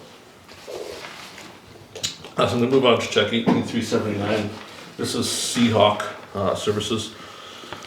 So this relates to fire protection, $14,148, and I thought it was important we talk about what's on this invoice, given the current political climate. So the 2014 Pierce pumper, That's the fire truck that was purchased from the United States and brought to Canada. So the majority of this money is for it. The notes indicate that a pump governor did not respond well and needed to be repaired. Discharge and intakes were found to have thread that was not compatible with Canadian fire standards. So there's charges for a substantial number of adapters to adapt the fire truck from USA use to Canadian use. It was found that the pumps did not have any heat. The fire truck couldn't be used in winter. So there's a $5,000 charge for labor and parts to create a compartment around the pump. And then there's additional $700 roughly for a heater for that pump compartment. Some heater hose, some coolant and such. Was found that the tank fill was leaking on it. That had to be replaced. Left side hose reels not working. That was not repaired. That was just indicated that further diagnosis will be required, and then there's some time and charges for some other things there. So the total amount's $14,000. There was a $4,000 check ahead of time in the last batch. So those two checks are almost $20,000 of expenditures onto the Thunder West Fire Department that we hadn't seen yet. There is a check here. The next check is $18,378 for sand. This came up several times. Some councillors questioned me on this. It was initially reported that we had a supply of sand in Benito for sanding the streets. It was found that we actually did not have a supply of sand. So this $2,800 essentially is to purchase sand on a fairly emergent nature. So we had some sand to do sanding with. Given the time of year, I guess what I'm trying to say is there wasn't much choice. There's only so much sand available when you start looking for it when the ice is already on the road. Check for the co-op here for $9,000. So this is kind of the other side where we see the A&M Trading Company. We spent a lot of money obviously on diesel fuel with the co-op. There's some other things here too, but for the most part that's diesel fuel. There's a check to a lawyer here for $393. That is assigned to our labor account, so that's to do with union matters. We maintain 2 lawyer accounts. We have a general one for everything else and a specialized one for union, so we kind of track it that way. For interest's sake, our billing rate is $390 per hour there. I do have the check for the town of Swan River for $210,000. What of interest of that, we don't have it tonight because we've had some substantive computer issues. We will shortly see a budget printout of where we're at, and all of those numbers were assigned to their individual categories. So you'll be able to see the pool separately from the other things when you see that budget. So we made sure to do that so it's a little easier to see where that money's going. There is a check here for W.F. Snyder and Sons. It's for insurance, for our MPI registrations for a variety of vehicles that we own. Council historically has always used W.F. Snyder and Sons because they're located in our municipality. So I thought that was worth mentioning. So if you say, why do we do that? That's why. And there is a check, 18,371. It's for West Nile Courier, and it shows that we're going to pay them $5,513. That is not correct. The actual invoice is $55.13. I was gonna say for water? So that What did you say to us? It's really 5513. It's got 2 extra zeros in it. For samples, is that what it is? Yeah, it's one sample. No, sorry, it wasn't even a sample. It was a crate of glass. It's glass to replace a windshield that we smashed. So I will say that in the last couple days, the 3 folks we have working in the office have done a phenomenal job. They have done amazing things. They have entered payables. Deborah has done so much work for us on the agendas and everything. Debbie stepped up and did all of the payables for us and got all of these check runs ready to go. So she did an amazing job, and I can't say enough about how great they've all worked together. And we only found one mistake. It's amazing for what they had to do in 2 days. to have one mistake, so certainly we'll fix that up. I don't know how that impacts our resolution, because I believe our resolution is likely wrong. Yep, we will. So we'll change something on it. Fix that up. Do you know what's changed now, or do you want us to come back to it? Yeah, because I'll subtract the difference. We'll make a difference to that. Okay, so I'll let you have that for a second. Any other questions about those checks while we're just fixing up the resolution there? No, we looked at both batches, correct? That is the second batch now. Thank you. Just the check numbers aren't on, yeah. Yeah, and those will be updated. By the time that budget thing is printed, we'll have that fixed. The amounts are almost right, except for Yeah, that no, one. it's fine, I just, Perhaps we'll go on for a second. Let's talk about payroll checks. So your packages, we have, this is what they look like this. Historically, council's been seeing for the last few years for payroll checks. I guess it comes across maybe as blunt again. There has been some concerns at the table previous, and those concerns are likely louder now, that council has not been doing a particularly good job of reviewing the money we're spending on payroll. As you can see, we don't know which employees are being paid or for what. We simply see the check number and the net pay amount. And sometimes those look fairly normal, but as you'll see on the November 15th run, there's a check for $5,000 for an employee. And as a councillor, I would certainly have some questions about what an employee did in 2 weeks to earn $5,000. So there's a similar check in the November 30th run that's $4,800. And again, you would think, gee, that's interesting. So what I've asked tonight is that in camera, we do have the actual pay stubs that relate to these, and we will have them available for council. And I think we'll likely do that on a going forward basis. So the public meeting, we're not going to disclose the names of the employees, obviously, and what they're being paid. But I think we will have available from now on in camera the supporting documents for these checks, so that we're able to review that and take a look. And I would certainly feel more comfortable if council had a little more input on some of those things, so you understood what was happening. This is like the irregularity, these two particular checks that. I can speak to the $4,800 one, in that you will be surprised. But unfortunately, I can't divulge it in the public meeting. Well, no, I what it's for, understand, but yeah, I'm just thinking, so we're not gonna pass the payroll checks till we come out? if you want to delay it, we could. No, My I understand. recommendation is that we don't have a choice, we have to pass them. People need to get paid. Yes, so I'm comfortable passing them. I think the oversight we need to take isn't in saying, no, we're not paying this. We need to take some oversight in what happens next month. In what we're doing with why some of these amounts are happening. We should take some oversight in that. So I'm not suggesting we won't pay these bills. these amounts likely wouldn't happen next month, though, is what I'm thinking. At current, there's nothing stopping them from happening every month. And as a council, we should probably rein Okay. that in a little bit. Yeah,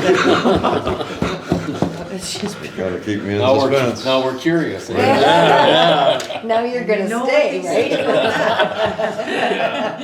So I understand. Okay, I have a resolution. Be resolved that council of the Municipality of Swan Valley West hereby approves the following payments. General checks, this is the November 30th batch. Number 18,326 to 18,329, and number 18,330 to 18,345. And this is a corrected amount, $257,398.42. Do we have a mover, please? Councillor Zbirun. Seconder? Councillor Blosha. Any discussion? Call the question. Those in favor? That's carried.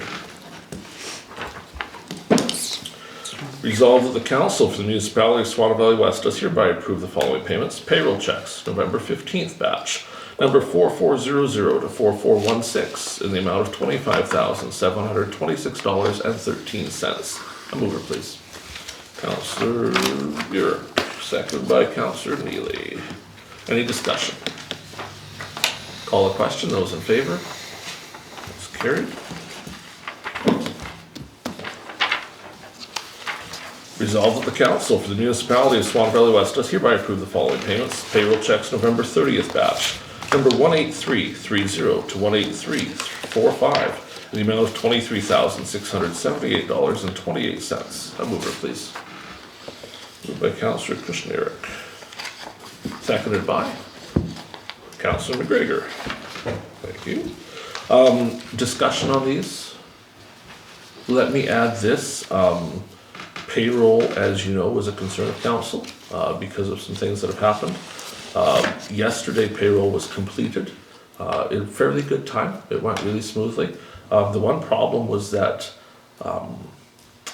for some reasons we probably can't go into in the public meeting, there has been a severe inability to access our computer systems on Monday and again today. So it took until almost 11 a.m. on Monday to be able to access the payroll system, but we did gain access to that and were able to process payroll. Unfortunately, there are some tight timelines for direct deposits. Those have to be processed by noon today. The credit union was unable to effect a signing officer change until shortly after 1 o'clock today. And because of, to get into the program to do the direct deposits, we could use the old password and just, it wouldn't matter, we hadn't changed the signing authority. But the old password wasn't exactly available. And so because we couldn't get in using the old password, we had to create a new password, but we could not create a new password until the signing officer change was completed at 1 o'clock, which meant it was too late to log in to the system. So we have written the checks manually for payroll. The employees will be paid, but they are receiving paper checks for this one payroll run. The credit union has now been able to correct the problem with signing officers so that we can access the online system. And we could have sent the direct deposit this afternoon. The problem was it would not appear in the bank accounts until Thursday, and tomorrow's payday. So by issuing these checks, and that's why the check numbers are strange, by doing it this way, we ensure all the employees receive their pay on time. Those in favor? It's carried. We're moving to the discussion section of the agenda. This is section 9.1. It's 10 to 9. Are you folks okay with keeping on without a break? You're good? We'll get through this and we'll take a break. Okay. Oh, okay.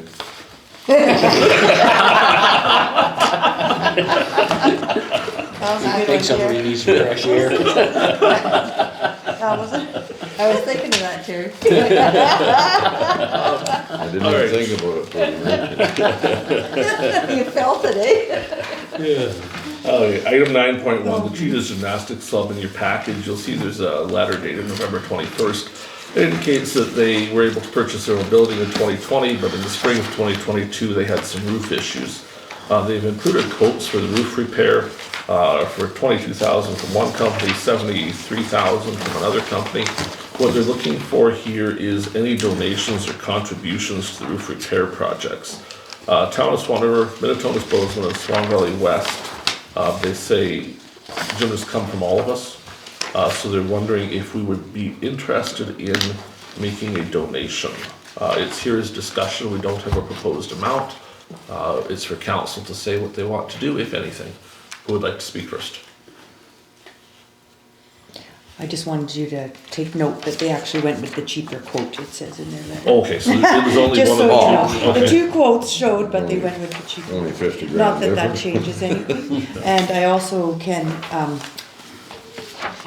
where I work, I know that there's lots of children that enjoy this service, a lot. From our municipality and, yeah, Now there's $1,250 already going there, but that's not from that's us. not from No, us, That was from the other, yeah, so it looks like we've already written the check, that wasn't our money. sorry. Go ahead. We give $500 to 4-H yearly. I feel this is a kids club that's non-profit. My proposal would maybe be to give them $500 towards their. Is this the first contribution, first time? We don't know, there's no No. annual contribution, this would be a Just one-time. for But this is a the, one-time, but I'm just saying Other we years, do, I'm just saying other for years. the repair It's- job. yeah, to help them with their repairs. That's just my opinion. Other comments on that? Proposal of $500? it's a one-time versus annual on others. Yeah. Do we have room to give a little bit more? I don't know, I have no idea what We gotta council's take an donation budget is. Council, we're unfortunately, we don't have the budgets here yet. The last numbers I've seen are September 30th. We're running lean. We're not broke, but it feels like we're broke. Certainly if council wanted to donate $500, we can find $500 in the current year budget to make this happen. If you wanted to go to $1,000, we could find $1,000. It's not going to be the end of Swan Valley West, but we're certainly not flush with cash. We never are, because we only charge what we need to. I'll move that we give them $500. Okay, so we have a resolution being written here, and in 2 seconds we'll get your name on it, and we'll have it presented for $500. Keep them out of trouble. Resolved that we approve a donation to the Cheetah Gymnastics Club in the amount of $500, moved by Councillor Neely, seconded by Councillor Blosha. Any further discussion? Hearing none, those in favor?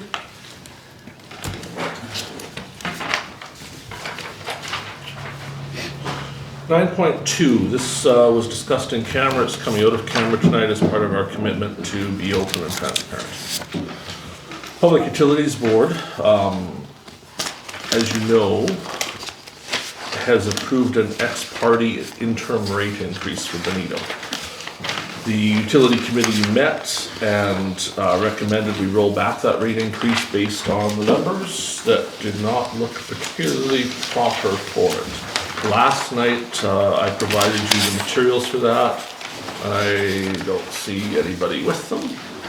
If you remember the sheet from last Yes, night, that was I your have. overnight reading material. So the Public Utilities Board, I met with them last Friday, and they are, well, they're very serious people. Really? Not like us. Not like us. They indicate that they have made an order, and we will live with their order until they change it, for however long that may be.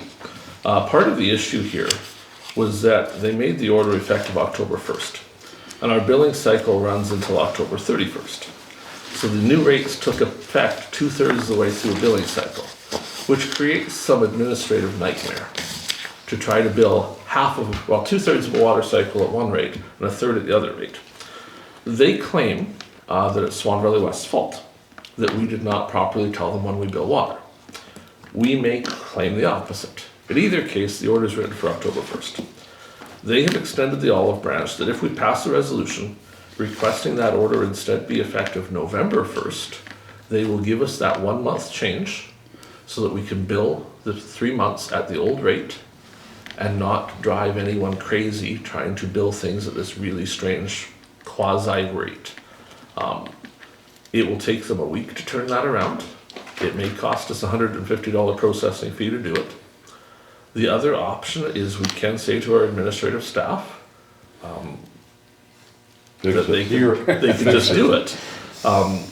If we were to say that, what they would likely do would be to use a calculator and come up with what the general rate would be, you know, and put this weird number in there. And we would want to include a letter with the water bills explaining what we did and why it was such a strange number. Either option is likely equally easy to do at this point. So it's kind of the will of council. We have held those water bills now for a full month because of this issue. The bills should have been issued November 1st. They have not yet been mailed. And that is causing concern for some people. So do we wish to pass a resolution, send a letter, send the resolution, wait a week for Public Utilities Board to get back to us, and then do it that way? Or do we wish to give direction to staff to bill at this strange 2/3, 1/3 thing this one time? That's question one, and we need an answer. Better ask. Do you know when and why the billing periods got changed? Because that creates a PSAD problem. Because you were supposed to bill in the year that it is the services provided, and the billing period was always quarterly, the last quarter being October, November, December. January was a new billing period. And so somewhere along the line, the billing period has got moved, which is why you're dealing with this problem. The only G-rated answer I can give to that is the miracles of Swan Valley West.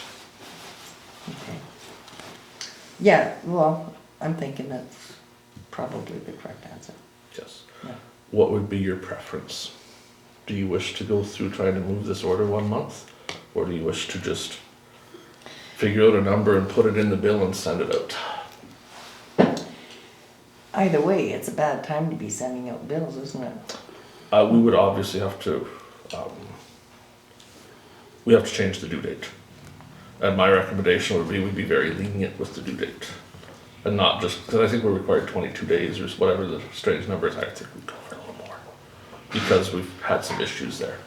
Most people would pay it anyway, but just so that we don't have Yeah, compounding problems. it's not, It it's would not be like an they issue. weren't expecting their water bill. No. They So will be it's shocked not, at the but- amount. But the amount, yes, so Yes. give the due date a little, but, Yeah. Can you do it, the 2/3, 1/3?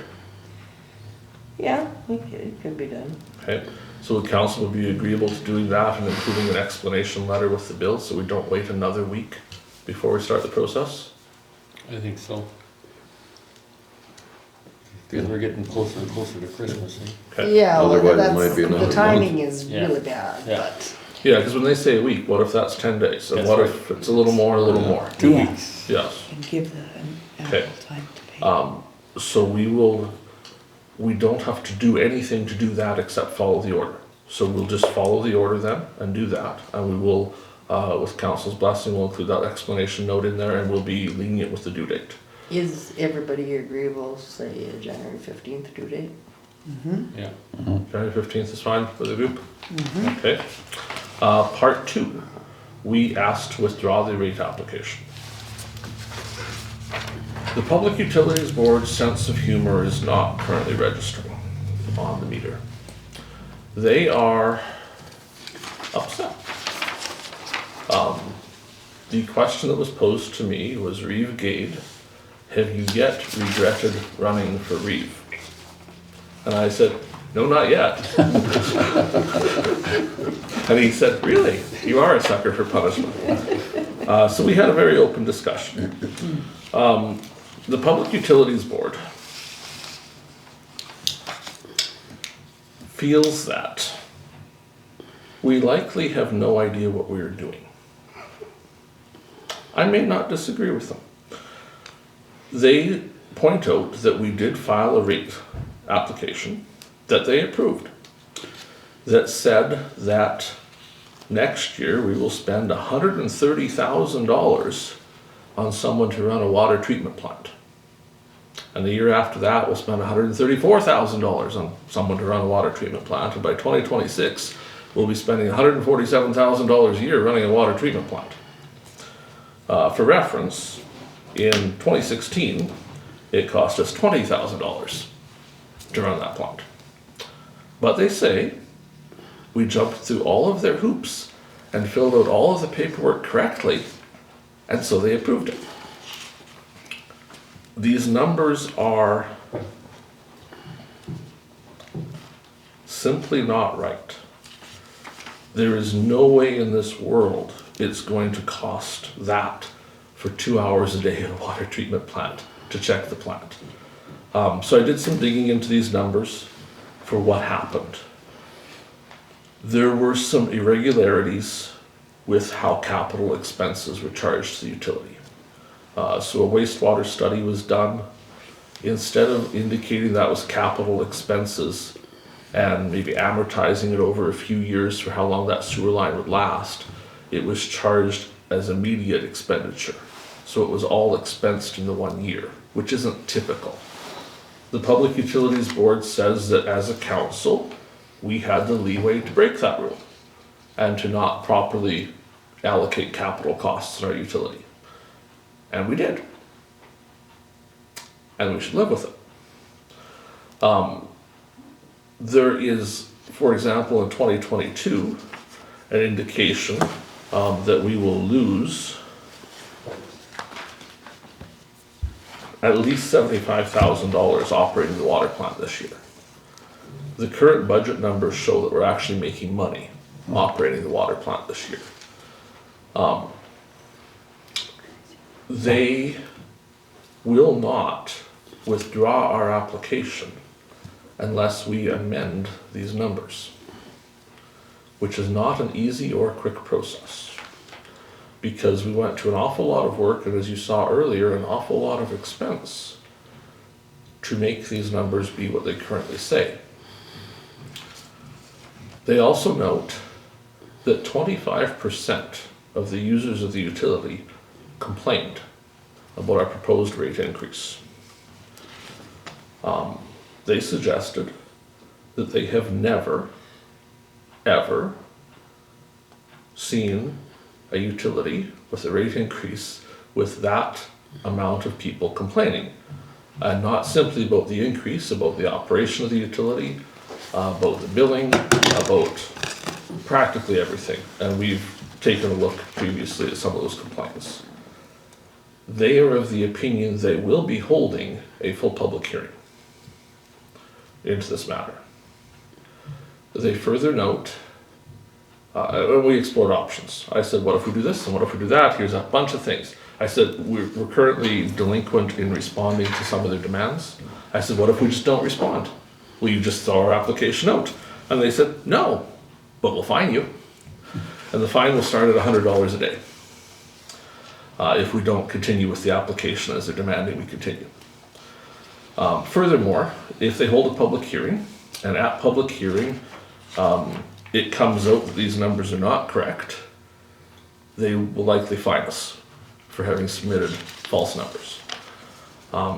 If it comes out these numbers are correct, we will maintain a water rate increase of 400% of Bonito, which means we will somehow have to find a way to spend $140,000 on 2 hours a day of checking a water plant, which would be... Where do you take the course? So does any of this money go into the reserves that is left over? As we have presented to the Public Utilities Board, at the end of 2026, if we charge these rates, we will still be broke. I have looked at these numbers every way I can look at them, and Councillor Kushniryk has looked at them. We've looked at them for months. My opinion is that if we charge these rates at the end of 2026, we'll probably get fined for having a reserve of nearly $1 million, because they'll be upset that we overcharged, because it simply doesn't cost that kind of money to run that water plant. But the thing is, the infrastructure hasn't been looked at in the village of Bonito. It's been looked at, but nothing has been done with it.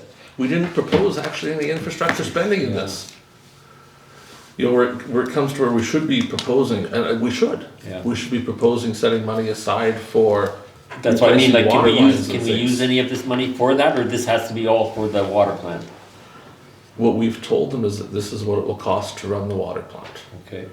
And so if that's not true, they want to fine us or have us amend it to be correct. We certainly should look at the transmission and distribution system. But the numbers, we've proposed that we'll spend $2,000 a year on it, On what's that? on the pipes, Just repairs. yes. So what the numbers we submitted is that, I think it goes up, it gets almost to $3,000 because of inflation, but like what we're saying is that what we're going to spend on that is a couple $1,000s a year, but what we're going to spend on actually treating the water is 140, almost 150,000 by the end of it. I think it should have been the other way around. Maybe it should have been for capital replacement You know. costs or something, eh? It's, Not operation of the plant. I guess what I'm trying to say is, at a public hearing, 6 of you will look at me and think that I'm going to somehow stand there in front of the Public Utilities Board and argue that this is correct. And I don't think I'm going to be able to do that.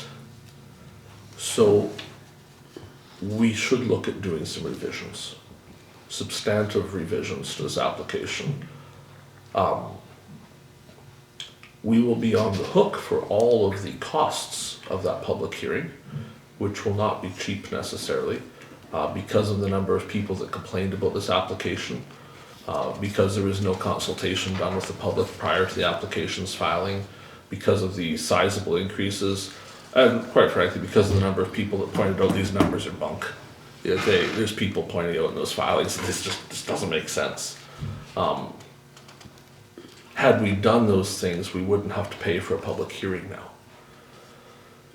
The beginning of the problem started in roughly 2018, some of it in 2017. I'm not here to spend a bunch of time pointing fingers, but that's when the trouble started. And the trouble is substantial. It appears that we likely, and we're going to get to a forensic audit recommendation here shortly, there's likely substantive accounting irregularities in some of these numbers, in that things were charged to the utility that were never actually utility expenses. It appears there's likely at least one employee settlement for a non-utility related matter was charged here, among other things. The capital expense issues, because of how they were presented, the numbers made it look like it was costing a lot more to run the utility than it really was. And so when the forecasting was done, it was kind of this takeoff of, you know, where it should be costing this, we were claiming it was costing that, and so we took off from here and went, where really we should have taken off from here and went. And even in this particular year, council saw fit to say that we're going to spend $120,000 on upgrading of the water plant. It appears nothing was spent. The number was just put in, and that number was then used to say how much we were going to lose this year, to forecast what we would lose next year, and forecast the year after that.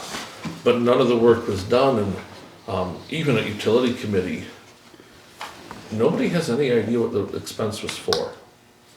It was never discussed at utility committee. In fact, there was no utility committee meetings held. So the budget number got put in there by previous council without a recommendation from utility, without the utility operator knowing what we would spend that money on. It's a mess. It may require restating years of our audited financial statements. Unfortunately, that's not the first time we would have to do that. A couple of years ago, Swan Valley West was forced to restate its audited financial statements because of irregularities in accounting. So I wanted to discuss it tonight so it's not a surprise, but there's much work to do, and the practical upshot is we can't stop charging those higher rates because we proved we had to charge them. And if we get caught for it being a lie and don't disclose it on our own, we'll be fined for it. So either we have to really get into this being true, and I'm sorry, it's not. It's just not true. Or we have to get to filing some revisions while we have the ability to file revisions to proper numbers. So you need to be aware of that. And we already passed a resolution here that we would rescind that application. That resolution is still in effect. To rescind it, we would have to do this work because we would have to prove these numbers are wrong. And we may find that it's easier to amend the application than to simply pull it back and send a new one. We may not have time to make an amended one because we're probably looking at only a month or two before we're going to be set for public hearing. A public hearing would likely be held in March or possibly April. And so if we didn't have revisions in before we were set down for public hearing, we would go to public hearing at these numbers and go down that path. I guess what is the will of council is the question. Do you prefer that utility committee chase after fixing this. That's what we have on the books essentially, is that they will do what it takes to rescind it, which would mean going through all these numbers. And they would be halfway there to submitting the proper application that showed some pipe replacement costs and showed the proper cost for operating the plant. And probably would, I'm guessing, when I look at the numbers, we have a 400% water increase right now that we've applied for. Maybe a 50% water increase, maybe it would be 100% at top end, even with those capital expenditures in there. That for like reserves? Yeah, to build reserves. There's even issues here. So you're thinking that it takes about $60,000 to run the water plant, not the 127? I'm I'm thinking, looking on year 2021. if you think, if we do 2 hours a day, so if we call it 3, because 2 hours a day, our morning check takes longer. If we have to backwash in the morning, we could be at the plant for up to an hour. But many mornings, we're only there 10 to 15 minutes. In the afternoon, we're only there 15 minutes again. So you could say that 2 hours pretty safely, because we'll backwash on Monday and we might backwash again on Friday. But then that extra time that we have built up would be when we turn a meter on, or we turn a meter off, or we do the meter reading for a couple hours every 3 months. 2 hours a day would be pretty average. We could call it 3. But if we stayed at the 2, 2 hours a day times by, it's less than $30 an hour we spend. So Except on weekends when Bill has to drive. Right, so we do spend a little more there, and we need to fix that, obviously. And part of what the Public Utility Board has said is that the people will pay for our mismanagement. Because we didn't bother to have a second person with a water operator certificate, the people pay for us not doing it right. And unfortunately, that's been the story here for a while, is that every time Swan Valley West doesn't do something right, the people just pay more, and water's no exception. I would think $50,000 a year would run the water system in Benito, plus we would look at $50,000 a year towards reserves.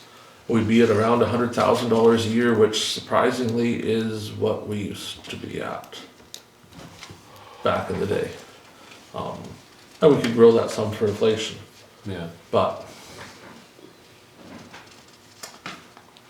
comments? Anybody want to take a stab at that? Or what's on the books now is that utility committee and administration will work on essentially finding out what the real numbers are, and as quickly as they can get to Public Utilities Board asking for it to be withdrawn. Do you know how we rate compared to other communities around, whether we go into Saskatchewan or Manitoba, South The North? new rates make us one of the most expensive utilities anywhere. The old rates probably went too low. I don't think there's any argument that there shouldn't be an increase. There needs to be an increase, it's not to this size. Yeah. The last increase was effective January 1st, 2015. And you should be doing a water rate study every 4 years. Yeah. So, What is in the reserves? Any idea? We've been I haven't unable had a to chance to look. determine, we've been unable to determine that. It's, there have been substantial questions about the reserve funds for the utility. It was once reported there were substantial reserves, but then it was reported they were gone. But there was no explanation for the change. We went from there were reserves to now there are none. And so far as yet, there hasn't necessarily been, about a year ago, there was a resolution brought to council regarding those reserves to transfer the reserves out of the utility and into general revenue, which is illegal. It was passed by council though, and so they just proceeded down that path of the illegally draining the utility reserves. It was then rescinded. But we simply don't know if the money was ever put back or not. We had a utility budget at one point. I've asked so many questions on this that have been refused to be answered, so I could go on all night about this for you. But when it comes to reserves, we had a budget. So say it was your 17 budget, and we budgeted to spend $40,000 from reserves on the next budget. you wouldn't budget reserve money if you didn't have it, right? It never got applied. There's where our deficit started accumulating. Then when I've asked for copies to show me, where is this? It's refused. Nobody would give me any of this information. Utility meetings stopped. We didn't have them. Nothing was told. I'd ask about the rate study. It's not done, not ready. Couldn't be told anything. In Benito, I said to our current CAO at the time, I want the ledgers for the utility. I will go through, I'll help you find the problem. We'll go through these, I'll go line by line by line. Refused. I said to him, that's something that any ratepayer should be able to have. Refused to give them to me, got mad, got up, paced. Came back to the table, read to me, this has this, this has this, this has it. Wouldn't tell me a thing. You will not get straight answers on this. To try and justify this is never, ever going to happen. And I can show you 100 questions that I've asked with numbers and none of it adds up. Could never get an answer. I don't know when the rate study came to be. I was utility committee last time from Benito. No information, not allowed. So I dug what I could on my own. I studied other utility budgets. It just doesn't add up. There's one on there, all of a sudden, what was it, 174,000 loss? Yeah, 1 year. In 1 year. Just we were running deficits up till then, but I think they were in the 20 range. And They're very big, but yeah. yeah, and then all of a sudden 174 grand. Poof. And then they just went from there. From that last CAO's mouth, he told me he was putting that, I don't know what to call it, human resources grievance settlement against our utility. I complained about that to the entire council, nobody would deal with it. It's a wasteland. I can't tell you what's in there. I'll stop there. You're scaring me, Brad. I get so upset when it comes to this utility. You know- It's unbelievable. Unreal. Unreal. The Public Utilities Board, I was speaking to their staff, because you don't speak to the board without a hearing. So I was speaking to an assistant that works with the board. So he says things like, my feeling is the board would do this, and my feeling is the board would do that. But it's like council, where you speak to the CAO, they say, I think my council will do this, but we'll have to see what happens. He feels that if we came to the Public Utilities Board with corrected numbers and some substantial explanation, the board would be receptive to this. He noted that during the comment period, he spoke to myself, at the time I wasn't on council. And I don't know if he spoke to you or not, but he specifically noted that my conversation with them about my concerns with this utility had shaken the board to its core when they heard them. But the application was there and they had no choice but to say yes. So certainly if we tried to proceed with this as is, our day of reckoning will come at the public hearing, and there will be some very tough to answer questions for the board, because they wonder about this stuff too. But what we have right now is a resolution to attempt to rescind this application. To do that, we will have to go through these hoops of proving why these numbers are wrong, and then we would rescind it. And what we said to them was that we would file a new application with the corrected numbers, with the plan to do some capital budgeting for replacement. Is that the sheet you gave us last time? Yeah. So this is just your feeling that you think those numbers are wrong, correct? Yes. And if something happens and they're right, if they were we're in right, trouble then, or what? If they're right, we get a 400% increase and we can't prove they're wrong. yeah, and the people of Benito essentially all have to pack up their houses and leave because they can't afford to pay for water anymore. Given my history of working in the utility for 13 years, those numbers are impossible. Yeah. Well, I don't know, I'm new here, so I I'm know, learning, I'm I'm learning just as we go, saying. yeah.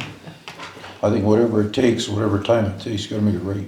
Like, consider this, in 2020, we're saying it costs $71,000. Well, yeah, I was looking at And in that. 2021, Yeah. now we spend $145,000 Yeah. doing the same Yeah. thing. So I'm In thinking, 1 year, we doubled our expenses. yeah, to so I'm do the thinking, same thing. what broke, you know, what Well, did you repair? Even simple stuff like all the overtime we paid there, we've tried to discuss different options, but we would never pursue different options. We would just talk and let it end at that. And the example I gave at the one time when we were arguing was, you go and you ask somebody to build you a deck, and they tell you $3,000, and they come and they bill you $4,500, and you're like, well, how come? And they look at you and say, well, I'd already worked 40 hours, so you're paying overtime now. That's what we're doing to people in Benito all the time. Because we don't care to deal with our staffing issues, we are making them pay overtime at that plant relentlessly. There's other communities that run part-time, semi-retired people for a fraction of the cost. They enjoy it. They need or want something to do. We won't even pursue that. You know, we have things we could look at, and it just wasn't ever looked at. Do we wish to make a change to the current direction council gave, or are we good with administration and utility committee working towards finding real numbers and proving this should be withdrawn? Oh, we should look into it. Okay. So we better prove ourselves. Yeah. Okay. Green team applications, much simpler Sorry, before you conversation. go on, where's the closest plug-in in this room? I don't know. Yeah, right, Coffee One pot, like a garbage can, but Oh, that coffee coffee, machine? that, What about coffee, like right here. There's gotta be something over here. Oh, behind here, okay. yeah. we hide it because hydro's expensive. Green team applications. Applications are soon to be due. One time we did miss the deadline for applying, so this is coming. Applications are due January 16th of 2023. What is the will of council on what we want to do for applying for a green team? Historically, we've usually applied for 2 or 3. We're not necessarily always approved for 3, even if we apply for 3. But is it the will to apply again, and for how many? Well, we might as well apply for the 3, and if they give us 2, fine. And the way Do we have to work for them, right? we probably do. Yeah. The way it works is it's 50-cent dollars, so they essentially pay half their wages for the summer, we pay the other half. Typically, it's high school, college kids. Yeah. You know, it's Yeah. employment for youth. I'd say apply for the 3. Is that fine with everybody? Used to be 2 and 2, I believe. So it's 4? Yeah, Oh, okay. 2 well, and 2, 2 for rural, 2 for urban. Okay, And sometimes we get 2, usually get 2 for Benito and for sure 1. But if you apply for 4 and you get 4, why There's not? a strong likelihood the LED service plan will not provide for the LED to pay for their own green team members.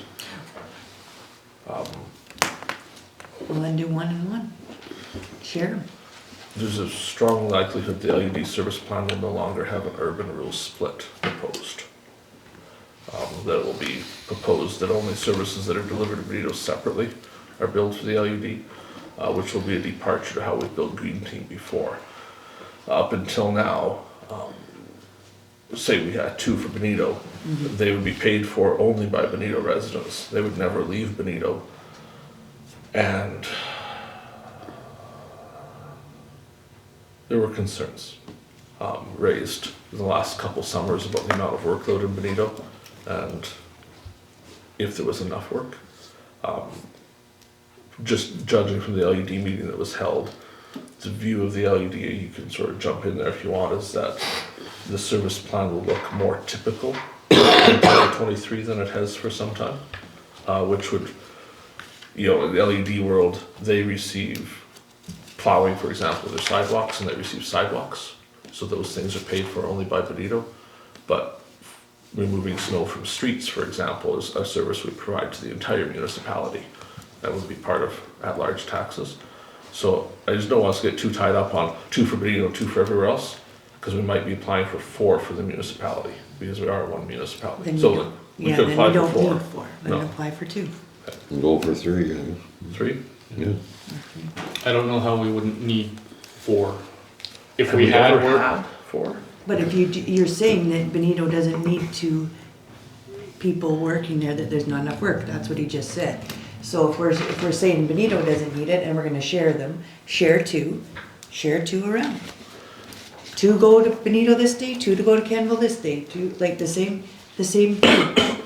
Would Green Team be able to install address signs? Should we go down that I'm- path next As summer? long as you can find green team member that applies, that's old enough to drive. Otherwise, they have to have someone else Drive them from, around. well, they have to have your foreman or someone drop them off, and that doesn't, it's, green team members are hard to find, actually. What does it hurt to apply for 4 if we only want 2? We may only get to, if we apply for 4, we don't use them. We just There's have the no potential to penalty. take 4 if we Right, discover we have and we work. may not even get 4 applications. No, heck no. So, you can apply for whatever you It was a want. close I call thought we last could year only for apply for any. 3 max. No, you can apply for, you just won't get. Okay, so we want to apply for 4, is that the feeling here? Yeah, the roll's close, we can use 2, 3, 1, 4. Okay, so we'll direct staff to prepare an application for 4. I believe that will likely come back as a resolution for us to approve later on, prior to this deadline. Let's skip 9.4 for a minute, we'll go 9.5, Christmas ad. So is it the will of council to place a Christmas advertisement in the Star and Times? Yes. Generally, yes, so we'll write a resolution up here, we'll have that for you in a second.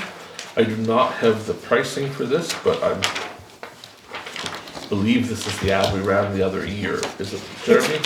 Probably the ad. I suspect this is what we ran last year, so it would just be repeating what we did last year. The publication comes out on the 27th, which is why it says not Merry Christmas, because it's really just holidays. That helps anybody along?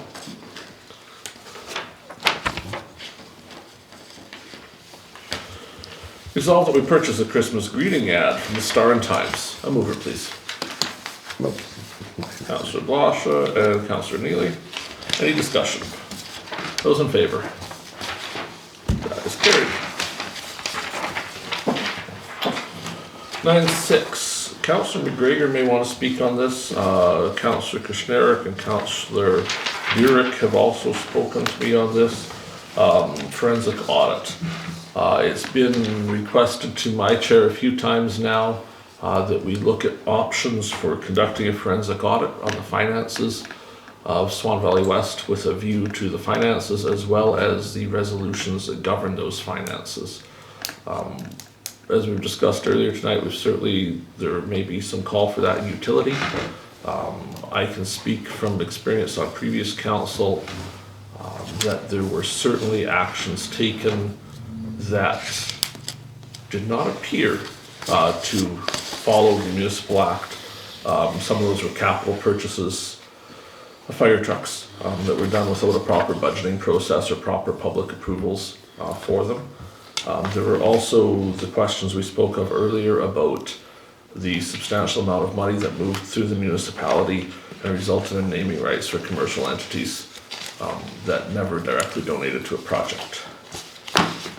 I can advise that the governor and council, which is a nice way of saying the premier, at council ordered the Auditor General of Manitoba to audit Manitoba's municipalities. Initially, they only indicated they would audit 1 or 2. My understanding is that the audit was expanded to 137 municipalities, that being all municipalities, but that not all municipalities will be audited in a full fashion. Some will be a cursory review. Some of them will be a much more in-depth review. Swan Valley West's name has come up in several circles of people indicating that the Auditor General intends to substantively audit Swan Valley West, both for possible financial irregularities and council conduct irregularities relating to resolutions and specifically the council code of conduct with a view to the weaponization of the council code of conduct both in our municipality and the municipality of St. Andrews. We don't know, we haven't received correspondence from them. So I'll look to the other councillors to speak on this.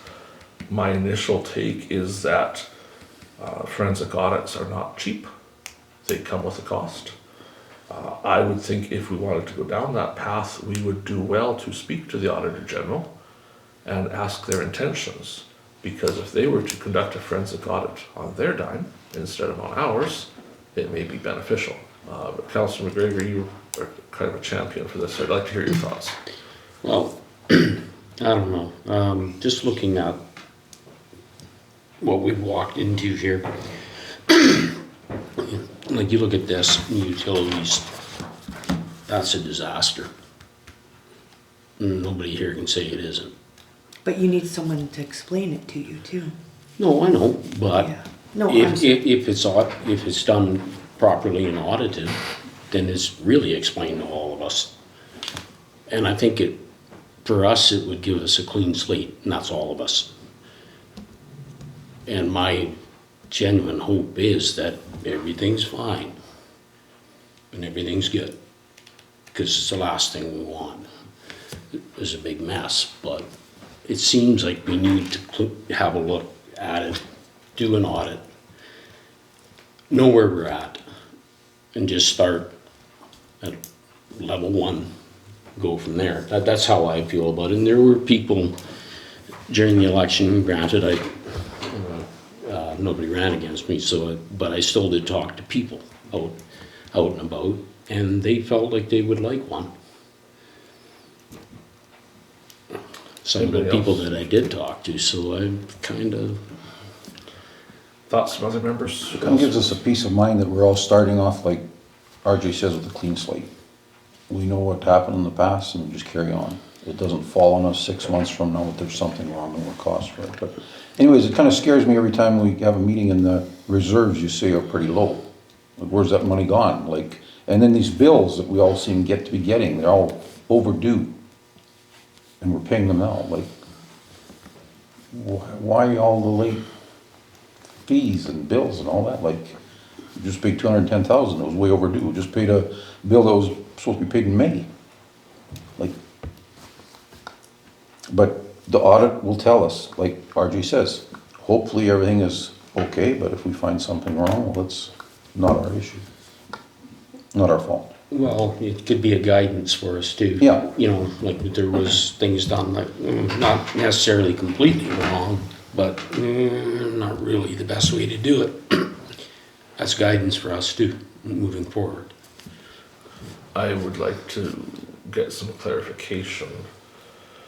Are we speaking only financial audit? The next thing on our agenda, 9.7, deals with Sarah Lake Road, which is a governance type issue, which you could audit as well.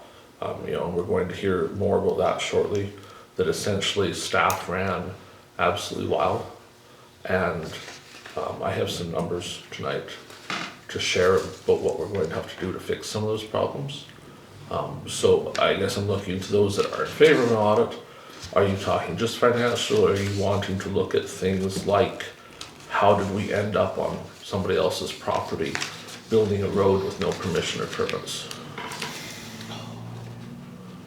Well, go ahead, did they not have a permit just to replace the culvert? They had a permission to replace the culvert. They had no permission to be Oh, the rest of it was all Yes, extra. extra. Maybe somebody was training how to use the track hole. We'll get Sarah Lake Road. training purposes. They likely started digging and the hill kept falling in. No, this audit is, I guess that's the question you're asking, are they just doing financial, or are they doing everything? That's the question I posed to you, and I'm certainly, I am not willing to bring a resolution before us tonight to do it. All I would be willing for us to consider is getting quotes on it. If we're wanting to go down that road, I would want us to seek quotes to find out what it would cost, and then come back and make some decisions if we're willing to spend that kind of money. And I would also recommend that in addition to seeking quotes, if we were to do it, we would ask the Auditor General what their intention is, and say that we're looking for quotes on this. Are you doing it work anyway, So we have we don't double? we have a do it? choice then, to get it done or not?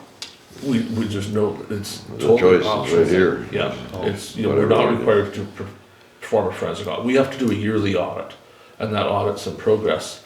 But the audit has been wrong many times before. The audit that we do essentially is a cursory overview of the municipality, where they say, does the bank account match what the computer says it should be? They don't go into who approved spending $100,000 on this without it coming to a council meeting. And they don't go into, did you actually consult with the public when you were required to do so on buying a fire truck? They don't touch those kind of things. And some of the issues that came up were the LUD of Benito. And my personal experience when I first joined council and the auditors came and they presented their audit and I said, gee, these numbers aren't right. Here's some things that just aren't right. I'm telling you this is wrong. And they said, Councillor Gade, you just don't understand. You're new on council. You don't know how accounting works. You don't know how public sector accounting works. It's very different. You have a business, but you don't understand. So you just have to trust that these numbers are right and you shouldn't really question them because that's what we do. And so I went away for a year and I spent a year taking courses on public sector accounting. And then I came back a year later and the same auditors came back and the same audit came back for the year further. And I said, you know, these numbers aren't right.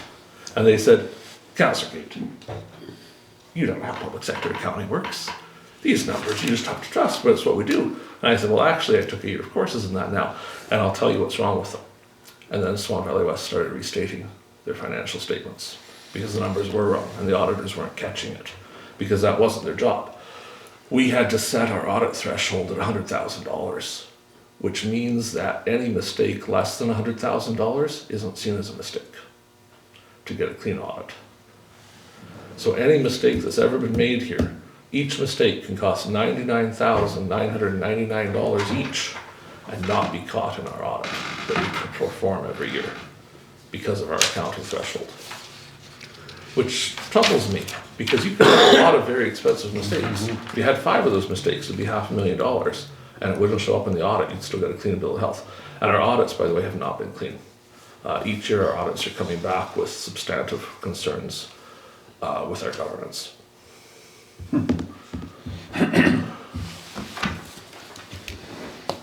So, do we want to seek quotes? Is there enough people here that want to do that? I suspect there may be some people that don't want to, just because I don't see everybody jumping on saying they want to do this. So, yeah, I'd like to find consensus before we bring a resolution to see what fail.